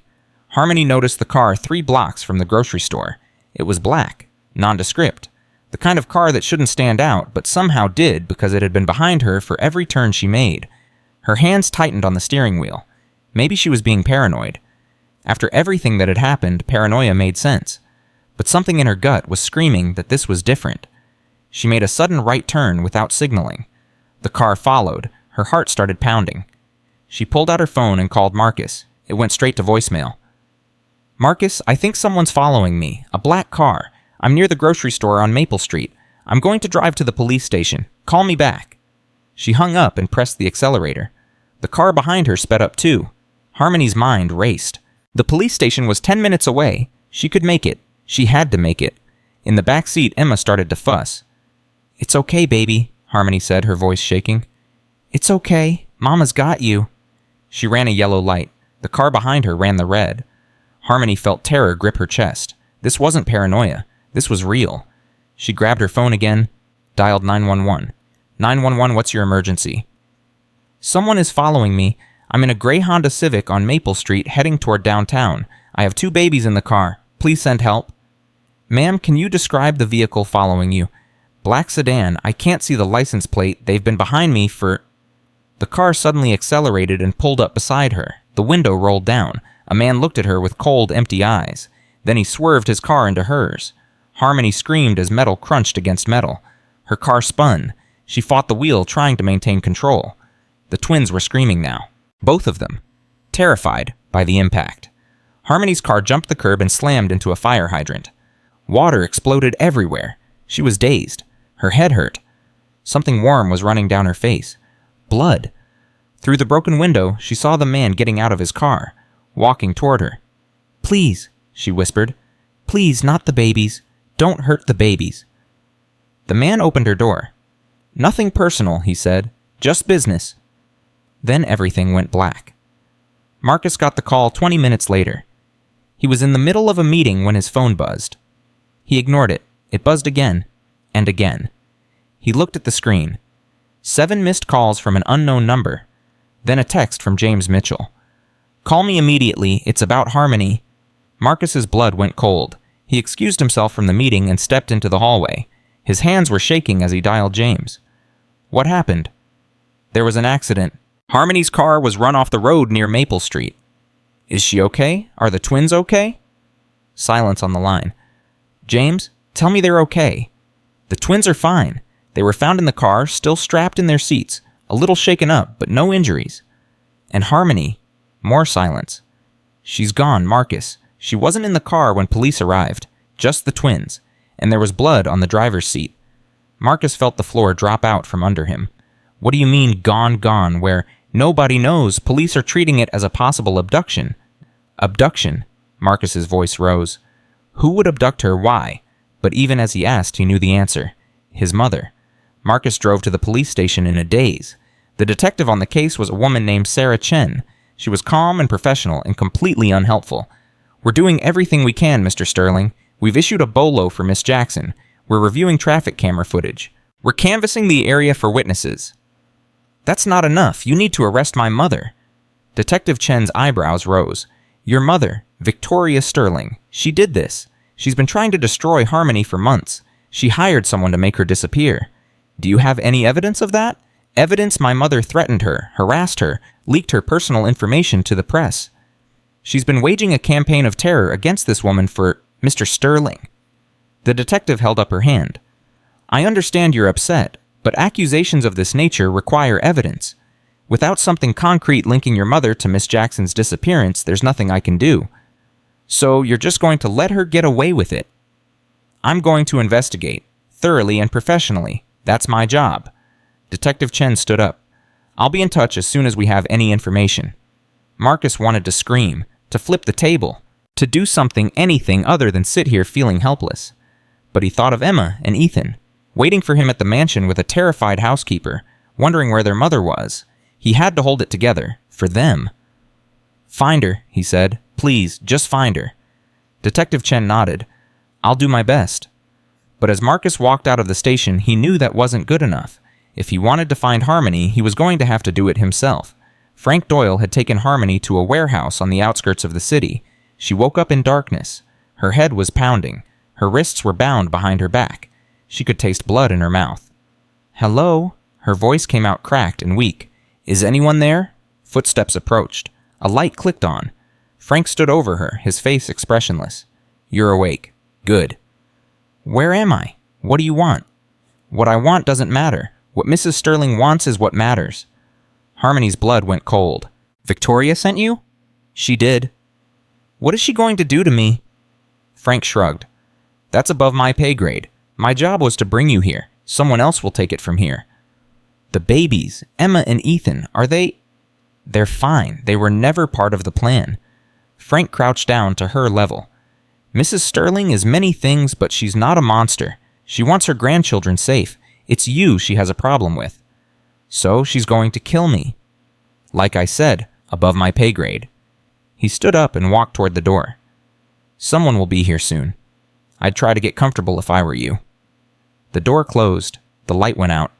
Harmony sat in the darkness alone and terrified, and thought about Maya, her baby girl, the one she couldn't save. And she thought about Emma and Ethan, the ones she might never see again. I'm sorry, she whispered into the darkness. I'm so sorry. But there was no one to hear her. Marcus tore his mother's house apart looking for evidence. Victoria wasn't there. Her housekeeper said she'd left 2 days ago for her beach house in Cape Cod. Very sudden. Very unexpected. Running, Marcus thought. She's running because she knows what she did. He searched her study, her bedroom, her private office, and then in a locked drawer that he broke open with a letter opener, he found it. A folder. Inside were photographs of Harmony. Surveillance photographs. Taken over the past 2 weeks. At the grocery store. At the park. Walking the twins. Getting in her car. There were notes. Her schedule. Her routes. The times she was alone. And there was a business card. FD Security Solutions, Frank Doyle, proprietor. Marcus stared at the card. Frank Doyle. He had a name. He pulled out his phone and called James Mitchell. I need you to find everything you can about a man named Frank Doyle. He runs a company called FD Security Solutions. He's the one who took Harmony. How do you know that? I'm standing in my mother's house holding his business card, along with surveillance photographs of Harmony and her complete schedule. James was silent for a moment. That's not admissible in court. You broke into her house. I don't care about court. I care about finding Harmony before something happens to her. Marcus, just find him James. Find Frank Doyle, and find out where he might have taken her. He hung up and looked around his mother's study. All these years he had made excuses for her, told himself she was just protective, just old-fashioned, just a product of her generation. But this wasn't protection. This was evil, and he was going to make her pay for it. Tanya called Marcus at 9 p.m. I heard what happened. It's all over the news. Then you know as much as I do. I know more than you think. Tanya's voice was low and urgent. Harmony called me 2 days ago. She said she felt like someone was watching her. Said she saw the same car outside the mansion 3 times in 1 week. Marcus's heart raced. Did she describe the car? Black sedan, tinted windows. She couldn't see the driver. The same car that ran her off the road. Why didn't she tell me? She didn't want to worry you. Said you had enough to deal with. Tanya paused. She said something else too. Something that might help. What? She said if anything happened to her, I should tell you to check the cloud. The cloud? Her phone backs up to the cloud automatically. Photos, videos, everything. She said she'd been documenting things, taking pictures of the car, recording dates and times, just in case. Marcus felt a surge of hope. Do you have her login information? No, but you might be able to get it from her phone, if the police still have it. They do. They took it as evidence. Then get it back. Whatever she documented might lead you to whoever took her. Marcus was already moving. Thank you, Tanya. Just find her, please. She's the best friend I've ever had. I will. I promise. He hung up and called Detective Chen. I need access to Harmony's phone. There may be evidence on it that could help find her.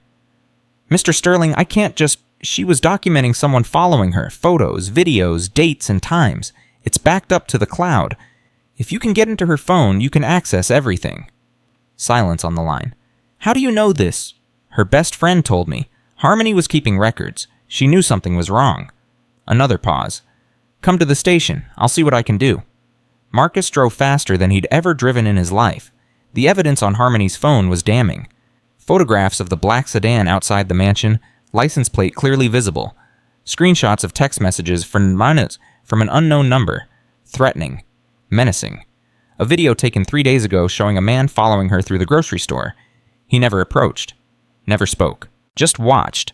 And at the end of the video, a clear shot of his face. Frank Doyle. Detective Chen looked at Marcus with new respect.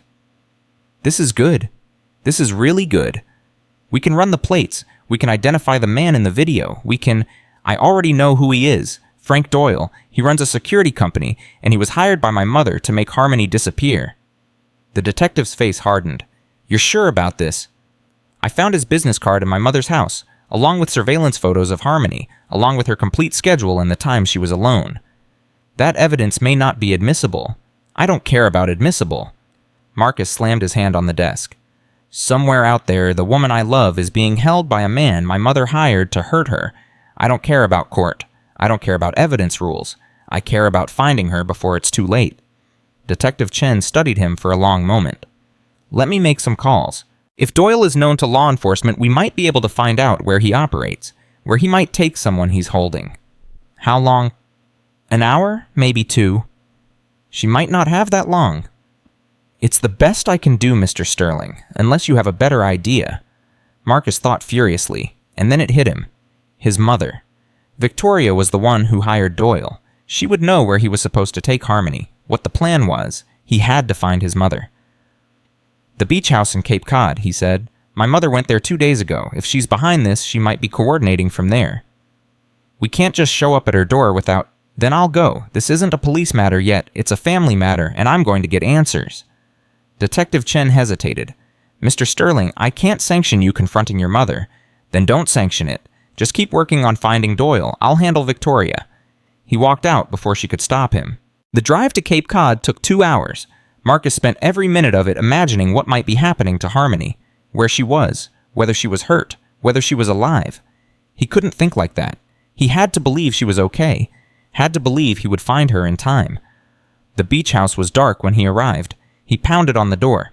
Mother, open the door. I know you're in there. Silence. He pounded again. I know what you did. I know you hired Frank Doyle. I know you had Harmony taken. Still nothing. Marcus stepped back and kicked the door. Once, twice, 3 times. The lock gave way. He burst inside. The house was empty. Not just empty, cleaned out. Closets bare, drawers emptied, like someone had left in a hurry and didn't plan to come back. Marcus searched every room, found nothing, until he got to the bedroom. On the bedside table, a single piece of paper. A note. Daniel, by the time you read this, it will be over. The woman will be gone. You'll never see her again. In time, you'll thank me. In time, you'll understand that everything I did was for your own good, for the family's good. You may hate me now, but eventually you'll see the truth. Some people simply don't belong in our world. And I made sure she never would. Don't try to find me. Don't try to contact me. When enough time has passed, when you've come to your senses, we can discuss reconciliation. Until then, goodbye, Mother. Marcus read the note 3 times. His hands were shaking so badly he could barely hold the paper. She had done it. His own mother had arranged for the woman he loved to be taken, to be disappeared, to be erased from his life, and she thought he would thank her. He pulled out his phone and called Detective Chen. My mother is gone. She left a note confessing to everything. I'm sending you a photo of it now. Mr. Sterling? She said it would be over by the time I read it. That means whatever they're planning, it's happening now. Tonight? We're still trying to track down Doyle. Try harder, please. I'm begging you. He hung up and sat down on his mother's bed. For the first time since this nightmare began, Marcus allowed himself to feel the fear. Harmony could be dead already. He could be too late, and if he was, he would never forgive himself.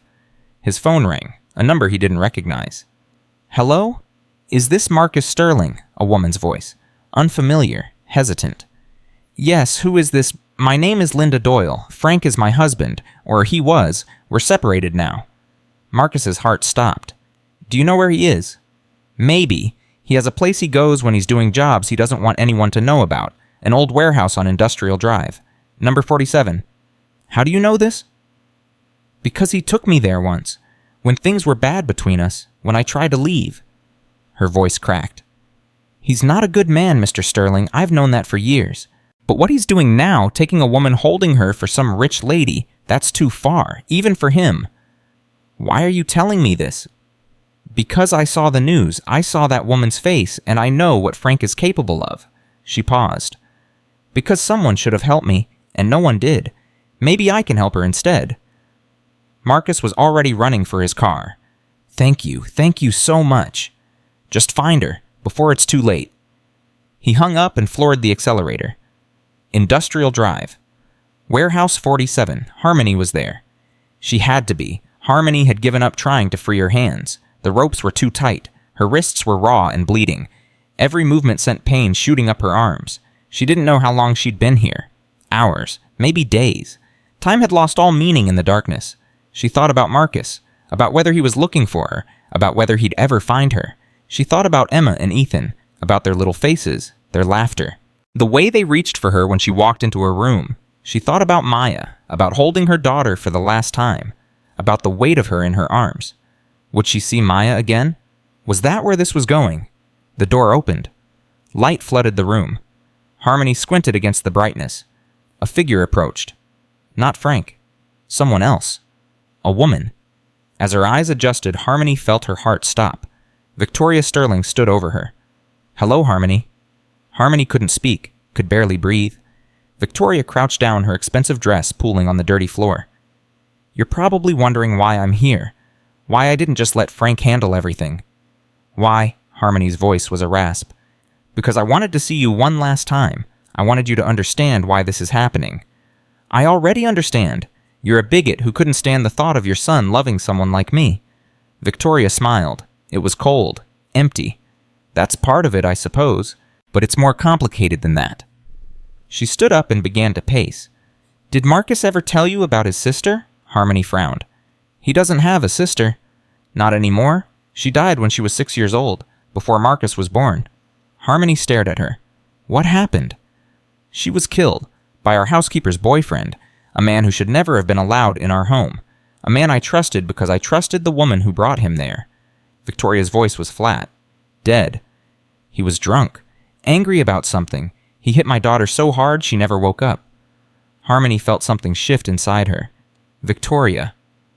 I swore that day that I would never let anyone like that into my family again. I would never trust anyone who wasn't one of us. I would protect my children, my grandchildren from the dangers that come with letting the wrong people get too close. I'm not dangerous. I would never hurt Emma and Ethan. Maybe not intentionally, but the people in your past, the violence that follows you, the instability of your life? Victoria shook her head. I saw the same patterns with Darnell that I saw with the man who killed my daughter, and I couldn't take the risk. So you decided to have me killed instead. Victoria flinched. I'm not going to kill you. I'm going to give you a choice. She pulled out an envelope and dropped it at Harmony's feet. Inside is $50,000, cash, enough to start over somewhere new, somewhere far away. You take the money, you disappear, you never contact my son or my grandchildren again. Victoria's eyes were cold. Or you refuse and things become much more complicated. Harmony looked at the envelope. You think I would take your money after everything you've done. I think you're a practical woman. I think you've survived worse than this. And I think deep down you know that staying with Marcus will only bring more pain, more scandal, more danger. You're wrong. Am I? Victoria leaned closer. How long before the next attack? The next threat? How long before someone hurts those children trying to get to you? How long before your past destroys everything Marcus has built? Harmony felt tears burning in her eyes. I love him. I love those babies. Love isn't enough. It never has been. Victoria straightened. Take the money, Harmony. Walk away. Give my son a chance at a normal life. A life without scandal, without danger, without you. Harmony looked at the envelope again. $50,000. Enough to disappear. To start over. To be someone else. Part of her wanted to take it. The part that was tired. The part that had been fighting her whole life. But then she thought of Marcus. Of his face when he proposed. Of the way he held her like she was precious. Of the words he'd said. I would rather lose everything than lose you. He meant it. She knew he meant it. And she realized something. Victoria wasn't afraid of Harmony's past. She was afraid of Harmony's future. Afraid that her son had finally found someone worth fighting for. Someone who made him strong enough to break free of her control. Harmony looked up at Victoria. No. Victoria's face tightened. Excuse me. I said no. I'm not taking your money. I'm not disappearing. I'm not letting you win. You don't have a choice. Yes, I do. I can choose to believe that love is enough. That Marcus and I can build something stronger than your hatred. That your fear doesn't get to decide my future. Victoria's composure cracked. You're making a mistake. Maybe, but it's my mistake to make, not yours. Victoria stared at her for a long moment. Then she turned and walked toward the door. Frank will be back soon. I'll let him know you've made your decision.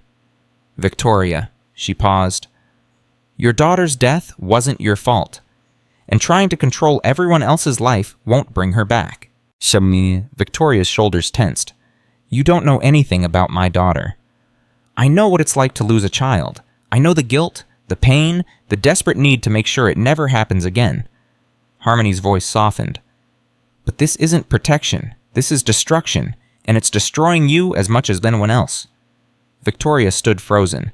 For a moment, something human flickered across her face, something wounded and raw. Then it was gone. Goodbye, Harmony. I hope you make peace with your decision. She walked out. The door closed, and Harmony was alone again. But this time she wasn't afraid. She had made her choice. Now she just had to hope Marcus would find her before it was too late. Marcus pulled up to Warehouse 47 at midnight. The building was dark, silent, no cars in the lot. But he knew she was here. He could feel it. He got out of the car and approached the entrance. The door was locked. Heavy steel. No way to break through. He circled the building looking for another way in. Around the back, a window, small, high up, but accessible if he could find something to stand on. He found an old crate and dragged it beneath the window, climbed up, peered inside, and saw her, Harmony, tied to a chair, alone, alive. Harmony! He pounded on the window. Harmony, I'm here! She looked up, saw him, her face crumpled with relief. Marcus, how did you... Hold on, I'm coming! He smashed the window with his elbow. Glass rained down. He cut his hands climbing through, but he didn't care. He dropped to the floor and ran to her. Are you okay? Did they hurt you? I'm fine. Just get me out of here. He worked at the ropes, his bloody hands making the knots slippery. Your mother was here, Harmony said. She offered me money to disappear. What? I said no. Marcus stopped, looked at her. You said no. I said I wasn't going to let her win, that I believed in us. He stared at her for a long moment, then he kissed her, deep, desperate, full of everything he'd felt since she disappeared. When they broke apart, both of them were crying. I love you, he said. I love you too. He finished untying the ropes, helped her to her feet. Can you walk? I think so. They made their way toward the broken window, and then the lights came on. Frank Doyle stood in the doorway. Well, he said, this is unexpected. Marcus pushed Harmony behind him. It's over, Doyle. The police know who you are. They're on their way. Are they? Frank smiled. Then I guess I better make this quick. He pulled out a gun. Harmony screamed. Marcus didn't think. He just moved. He threw himself at Frank as the gun went off. The bullet missed. They crashed to the ground together, fighting for the weapon. Marcus was bigger, stronger, but Frank was desperate. They struggled. Rolling across the dirty floor, the gun between them, Harmony grabbed a piece of broken glass from the window. Marcus, move. He rolled away. Harmony drove the glass into Frank's shoulder. He screamed and dropped the gun. Marcus grabbed it, pointed it at Frank's head. Don't move. Don't even breathe. Frank lay on the ground, clutching his bleeding shoulder to feet in his eyes. It's over, Marcus said. It's finally over. Outside, sirens wailed. The police were coming, and for the first time in weeks, Marcus allowed himself to believe that everything was going to be okay. Victoria Sterling was arrested at her Cape Cod beach house 3 days later. The charges were extensive: conspiracy to commit kidnapping, witness tampering, obstruction of justice. Marcus watched them put her in the police car. She looked at him through the window. Not with anger, not with hatred, with something that looked almost like relief. She's not going to fight it, James Mitchell said, standing beside him. Her lawyer says she's going to plead guilty. Why? I don't know. Maybe she's tired. Maybe she finally realized what she'd become. Marcus thought about what Harmony had told him, about Victoria's daughter, about the loss that had shaped her into a monster. He didn't forgive her. He would never forgive her. But maybe somewhere deep down he understood. What happens now? He asked. Now she goes to prison, for a long time. Marcus nodded. Good. He turned and walked away. Victoria watched him go through the police car window. Her son. Her only son. She had tried so hard to protect him, to keep him safe, to make sure he didn't make the same mistakes she had. And she had lost him anyway. Maybe Harmony was right. Maybe the guilt had destroyed her. Maybe there was nothing left to save.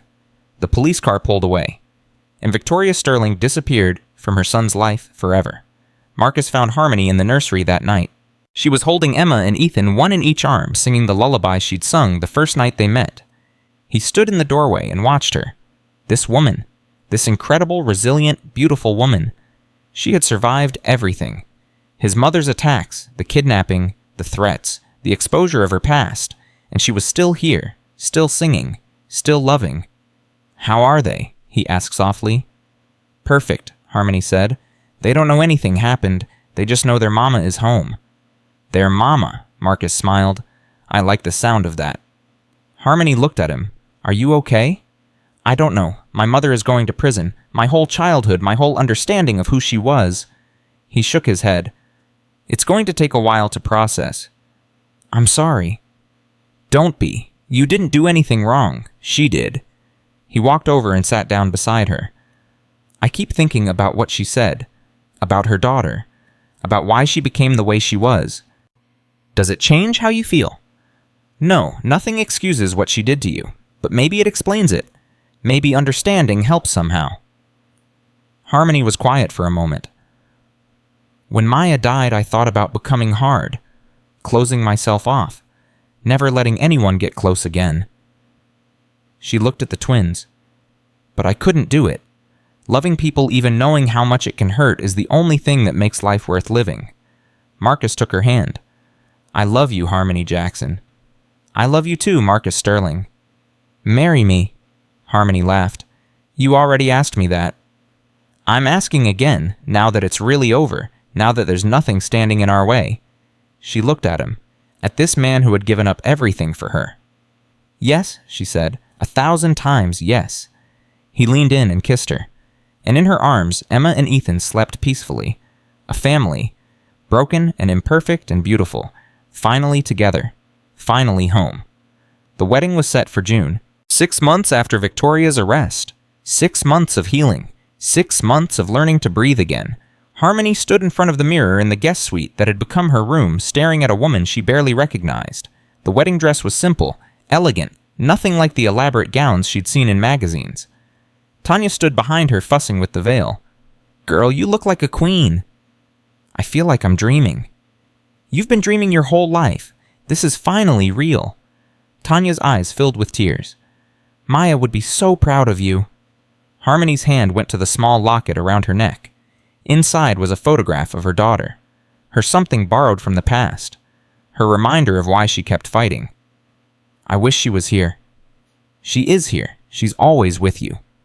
A knock at the door. "Come in," Harmony called. Marcus stepped inside and stopped dead. "You're not supposed to see me before the ceremony," Harmony said, but she was smiling. "I know. I don't care." He crossed the room and took her hands. "You're beautiful. You're breaking tradition. I've been breaking tradition since the day I fell in love with you. Why stop now?" Tanya cleared her throat. "I'm going to go check on the twins. Give you two a minute." She slipped out. Marcus and Harmony stood alone. "Are you ready?" he asked. "I've been ready my whole life. I just didn't know it until I met you.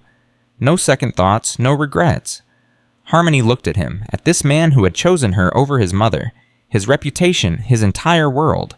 "The only thing I regret is all the time we wasted being afraid." Marcus pulled her close. "After today, no more fear, no more hiding. Just us, just our family." "Our family?" Harmony smiled through her tears. "I like the sound of that." He kissed her forehead. "I'll see you at the altar. I'll be the one in white." He laughed and walked out. Harmony turned back to the mirror. The woman looking back at her was someone new, someone strong, someone who had survived everything the world threw at her and came out the other side. "We did it, Maya," she whispered. "We finally made it home." The ceremony was held in the mansion's garden. 200 guests sat in white chairs beneath a canopy of flowers.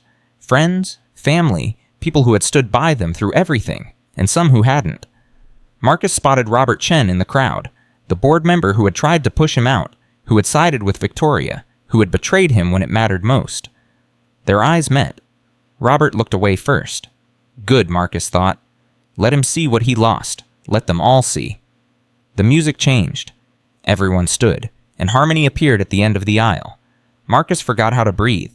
She walked toward him slowly, Tanya beside her, as maid of honor, every step bringing her closer to the future they'd fought so hard for. When she reached him, she was crying. "Hey," he whispered, "you okay?" "I'm perfect. I'm finally perfect." The minister began to speak. Marcus barely heard the words. He was too busy looking at Harmony, at the woman who had walked into his house as a cleaning lady and walked out as the love of his life. "The couple has written their own vows," the minister said. "Marcus, you may begin." Marcus took a deep breath. "Harmony, when I met you, I was drowning. I'd lost my wife. My children were suffering. I was surrounded by people who were supposed to help, and none of them could do what you did in one night." His voice cracked. "You saw my babies when no one else could see them. You heard their pain when everyone else just heard noise. You walked into my hell and pulled us all out of it." He squeezed her hands. "People say love is blind, but you taught me that real love sees everything, the good, the bad, the past, the pain, and it chooses to stay anyway." He smiled through his tears. "I choose you, Harmony Jackson. Today, tomorrow, every day for the rest of my life. I choose you." Harmony wiped her eyes. "Marcus, I spent 34 years believing I wasn't enough, not smart enough, not rich enough, not good enough for anything but survival." She took a shaky breath. "And then I met you, and your babies, and suddenly surviving wasn't enough anymore. I wanted to live, really live, for the first time in years." She looked at Emma and Ethan sitting in Tanya's arms in the front row. "You gave me a family when I thought I'd never have one again. You gave me hope when I'd forgotten what it felt like. You gave me a reason to believe that love isn't just something that happens to other people." She turned back to Marcus. "I don't know what I did to deserve you, but I promise to spend the rest of my life being worthy of this moment, of you, of us. I choose you too, Marcus Sterling, forever and always." The minister smiled. By the power vested in me, I now pronounce you husband and wife. You may kiss your bride." Marcus pulled her close. "Finally," he whispered. "Finally," she whispered back. And they kissed while 200 people cheered and 2 babies clapped their tiny hands, not understanding what was happening, but knowing somehow that it was good, that it was right, that this was exactly how it was supposed to be. The reception was in full swing when Marcus noticed a commotion near the entrance. He excused himself from a conversation with James Mitchell and made his way through the crowd. And stopped, cold. Victoria Sterling stood just inside the garden gate. She looked different, smaller somehow. Her silver hair was grayer. Her face was lined with exhaustion. She was wearing a simple dress, nothing like her usual designer suits. 2 guards stood behind her. "What is she doing here?" Marcus demanded. Detective Chen appeared at his side. "I'm sorry, Mr. Sterling. She requested a supervised visit. Said she had something to say to you and Harmony. The judge approved it. On my wedding day. She said it couldn't wait." Marcus felt rage building in his chest. After everything she'd done, after all the pain she'd caused. She thought she could just show up and Marcus. He turned. Harmony was beside him. Her face was calm, steady. "Let her speak," she said quietly. "After everything she did to you." "That's exactly why I want to hear what she has to say." Marcus stared at her. "You're serious?" "I've spent my whole life running from people who hurt me. Maybe it's time to stop running." Harmony took his hand. "Whatever she says, it doesn't change anything. We're married now. She can't hurt us anymore." Marcus wanted to argue, but he saw the strength in Harmony's eyes, the certainty. "Okay," he said, "but I'm staying right beside you. I wouldn't have it any other way." They walked toward Victoria together. The crowd parted around them.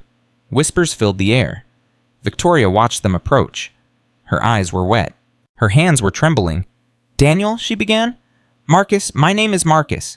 Victoria flinched. "Marcus, I'm sorry. I'm so sorry." "For what?" "For trying to destroy the woman I love, for having her kidnapped, for turning my children's lives into a nightmare." "For all of it," Victoria's voice broke. "For everything I've done since the day Rebecca died. Maybe before that. Maybe my whole life." "Sorry doesn't fix anything." "I know." Victoria looked at Harmony. "I know it doesn't fix what I did to you, what I tried to do, the things I said, the things I believed." Harmony said nothing, just watched, waited. Victoria took a shaky breath. "In prison, they make you talk to therapists.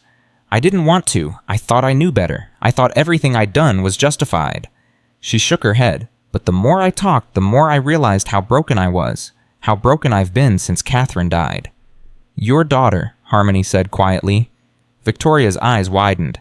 "You know about her. You told me, in the warehouse, before you offered me money to disappear." Victoria closed her eyes. "I've spent 40 years trying to control everything because I couldn't control what happened to her. I've pushed away everyone who tried to get close because I was terrified of losing anyone else." She opened her eyes.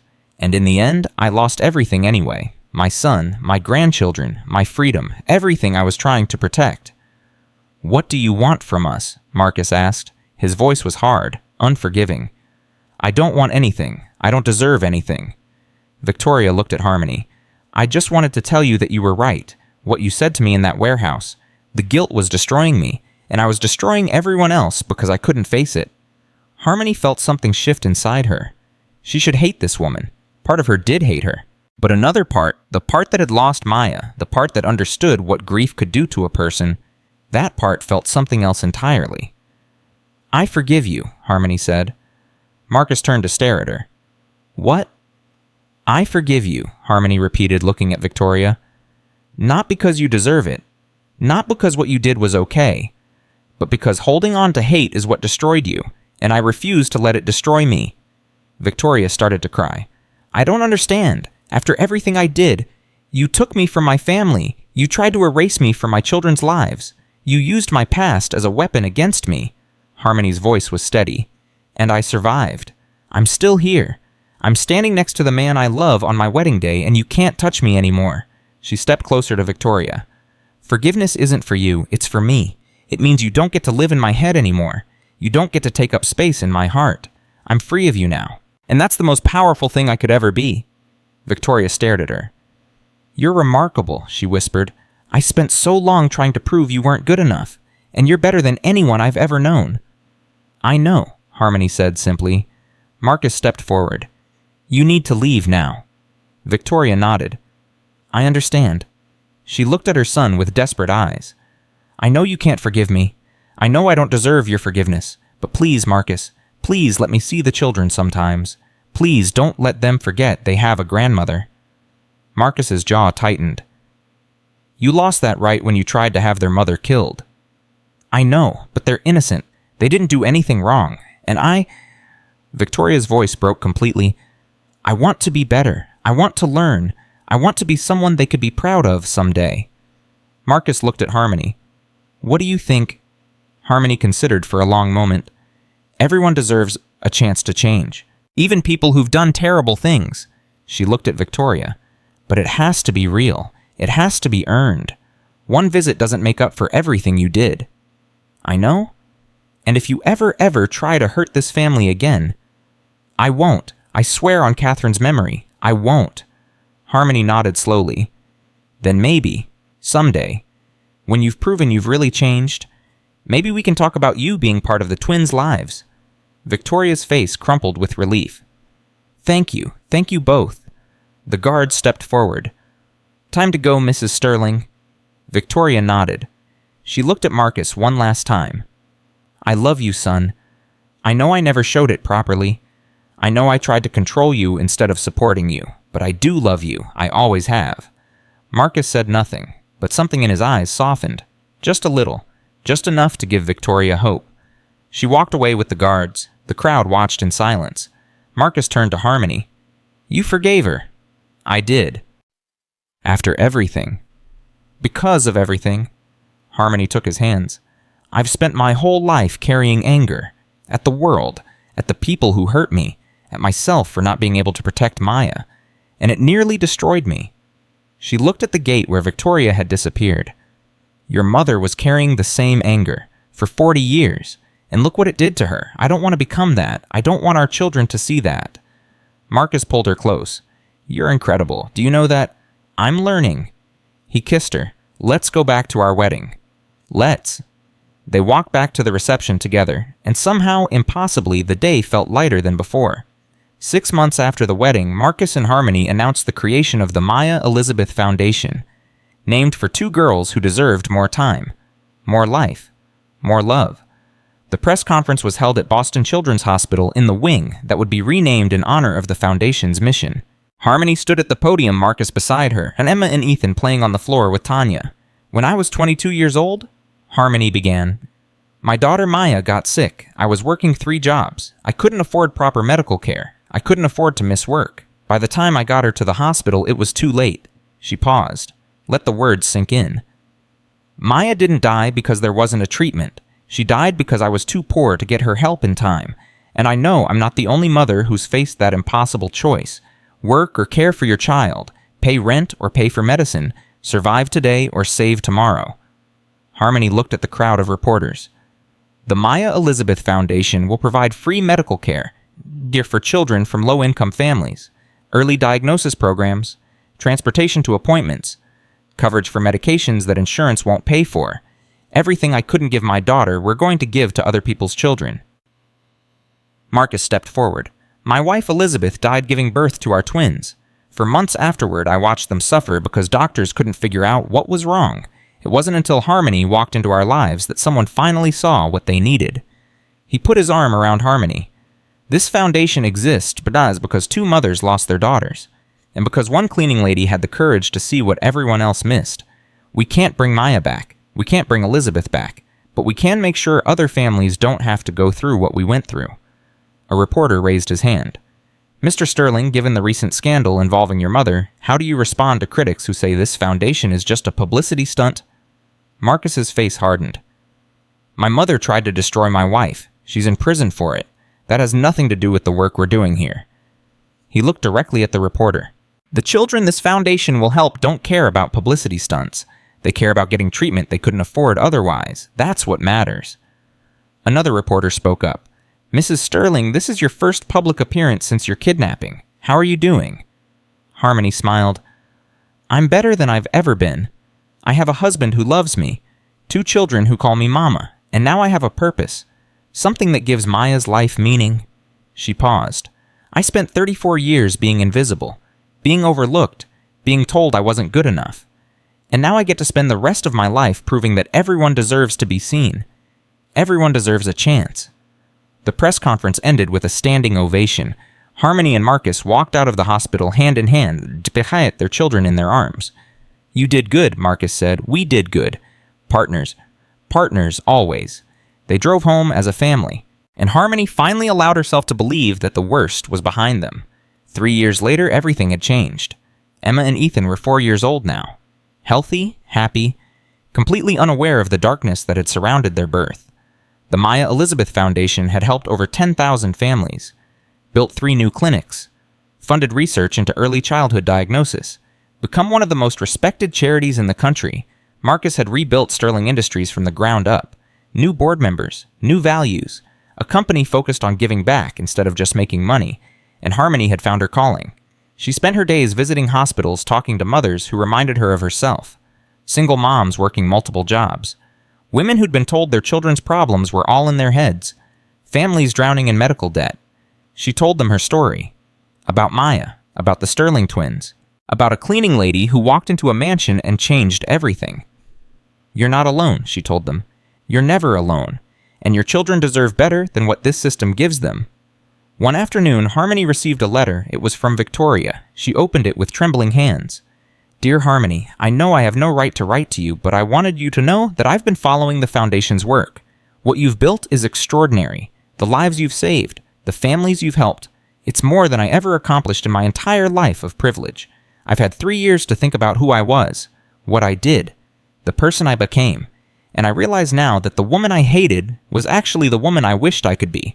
Strong enough to survive anything, loving enough to forgive the unforgivable, brave enough to turn pain into purpose. I'm getting out in 6 months. I don't expect you to welcome me back. I don't expect anything.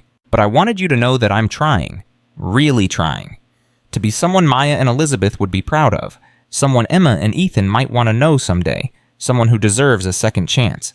Thank you for showing me it was possible. Victoria." Harmony read the letter 3 times, then she showed it to Marcus. "What do you think?" she asked. "I think people can change. I've seen it in myself." "Do you want to see her when she gets out?" Marcus was quiet for a long moment. "I don't know. Part of me still can't forget what she did, what she tried to do." He looked at Harmony. "But part of me remembers that she's my mother, that she was broken long before she tried to break us. We don't have to decide now." "No, we don't." He pulled her close. "But whatever we decide together." "Together," Harmony agreed. "Always together." Emma came running into the room. "Mama, Daddy, Ethan hit me with a block." "Did not," Ethan yelled from down the hall. "Did too." Marcus laughed. "I'll handle it." He went to break up the fight. Harmony stood alone, holding Victoria's letter. 3 years ago, she had been a cleaning lady with nothing. No family, no hope, no future. Now she had everything, and she had learned something important along the way. The past doesn't define you. The people who hurt you don't define you. The only thing that defines you is what you choose to do with the pain. She folded the letter and put it in her pocket. Someday, maybe she would write back. But not today. Today, she had a family to love. The first annual Maya Elizabeth Gala was held on what would have been Maya's 8th birthday. 500 guests filled the Sterling mansion. Business leaders, politicians, celebrities, all writing checks to support the Foundation's work. But Harmony barely noticed them. She was standing by the window looking at a photograph that had been enlarged and displayed in the main hall. Maya, 3 years old, smiling at the camera with a joy that broke Harmony's heart every time she saw it. "She's beautiful." Harmony turned. Victoria was standing behind her. She looked different, older, but also softer somehow. The hardness that had defined her for so long was gone. "You came," Harmony said. "Marcus invited me. I wasn't sure you'd want me here." "I wasn't sure either." Harmony looked at the photograph. "But Maya never got to meet her grandmother. I thought she should at least be able to see her." Victoria's eyes filled with tears. "You think of me as her grandmother. I think of you as someone who's trying to earn that title." Victoria nodded. "I've started a scholarship fund For young mothers who want to go back to school. I named it after Catherine. She paused. I thought maybe I could help some of the women you've been working with. Give them options I never had to think about because I was born with money. Harmony studied her. That's good. That's really good. I'm trying, every day, to be better. I know you are. They stood in silence for a moment. I never apologized to you properly, Victoria said, for what I believed about you, for the assumptions I made because of your skin color, your background, your past. I was raised to think certain people were beneath me, and I never questioned it until I had 3 years alone to think about how wrong I was. Thank you for saying that. It's not enough. I know it's not enough, but I want you to know that I see you now, really see you, and you're not beneath anyone. You never were. Harmony felt something release in her chest, a knot she hadn't even known was there. I appreciate that, Victoria. Does this mean... Victoria hesitated. Does this mean I might be able to have a relationship with Emma and Ethan? Harmony looked across the room. The twins were playing with Tanya's kids, chasing each other through the crowd, their laughter rising above the music. They don't know who you are yet. They know they have a grandmother who was sick, who had to go away for a while. And now? Now we'll tell them the truth. Slowly, age-appropriately. And if you keep being the person you're trying to be, if you keep earning their trust... Harmony turned back to Victoria. Then yes, you can be part of their lives. Victoria's face crumpled. Thank you. Thank you so much. Don't thank me yet. This is going to take time. A lot of time. And if you ever do anything to hurt those children... I won't. I swear to you. I've learned my lesson. Good. Harmony straightened. Now go mingle. This is a party. We raised $2 million tonight. You should be celebrating. Victoria actually smiled. You're remarkable, Harmony Sterling. I know, Harmony smiled back. I've been told. Victoria walked away. Marcus appeared at Harmony's side. I saw you talking to her. I did. How did it go? Better than I expected. Harmony leaned into him. She's really trying. I know. I've been watching her for the past year. The scholarship fund, the volunteer work, the therapy. He paused. I think she might actually mean it. Does that make it easier to forgive her? I don't know if I'll ever fully forgive her, but I think I can accept that people change. That she's not the same woman who tried to destroy you. That's growth. I learned from the best. He kissed her forehead. Come on, they want us to give a speech. Again, what can I say? People like hearing your story. They walked to the stage together. The crowd fell silent. Marcus spoke first, thanking everyone for their support, outlining the Foundation's achievements, announcing new initiatives for the coming year. Then Harmony stepped forward. 8 years ago tonight, I held my daughter in my arms for the last time. Her voice was steady, clear. She was 3 years old. She had a smile that could light up a room. And I couldn't save her. The crowd was completely silent. I spent years blaming myself, drowning in guilt, wondering what I could have done differently. And then I walked into a mansion to clean floors and met 2 babies who were suffering the same way Maya did, who were in pain and couldn't tell anyone what was wrong. She looked at Emma and Ethan in the front row. Those babies saved me. Loving them showed me that Maya's death didn't have to be the end of my story. It could be the beginning of something new, something that gave her life meaning. She smiled through her tears. The Maya Elizabeth Foundation exists because a little girl named Maya taught her mother how to recognize pain, and because that mother refused to let her daughter die in vain. She looked at the photograph on the wall. Every child we help is Maya. Every family we support is my family. Every life we save is my daughter living on. Her voice broke. I love you, baby girl. I'll always love you. And I promise to keep fighting for you, for every child who deserves a chance, for every mother who refuses to give up. She stepped back. The room erupted in applause. Marcus pulled her close. You did it, he whispered. You changed the world. We changed it together. Together, he agreed. Always together. 10 years after the night Harmony first walked into the Sterling mansion, she stood in the nursery doorway watching her children sleep. Emma and Ethan were 11 now, too old for lullabies, too old for bedtime stories, but not too old to be tucked in by their mother. Marcus came up behind her and wrapped his arms around her waist. What are you thinking about? Everything. Nothing. How much has changed? Good change or bad change? The best change. She turned in his arms to face him.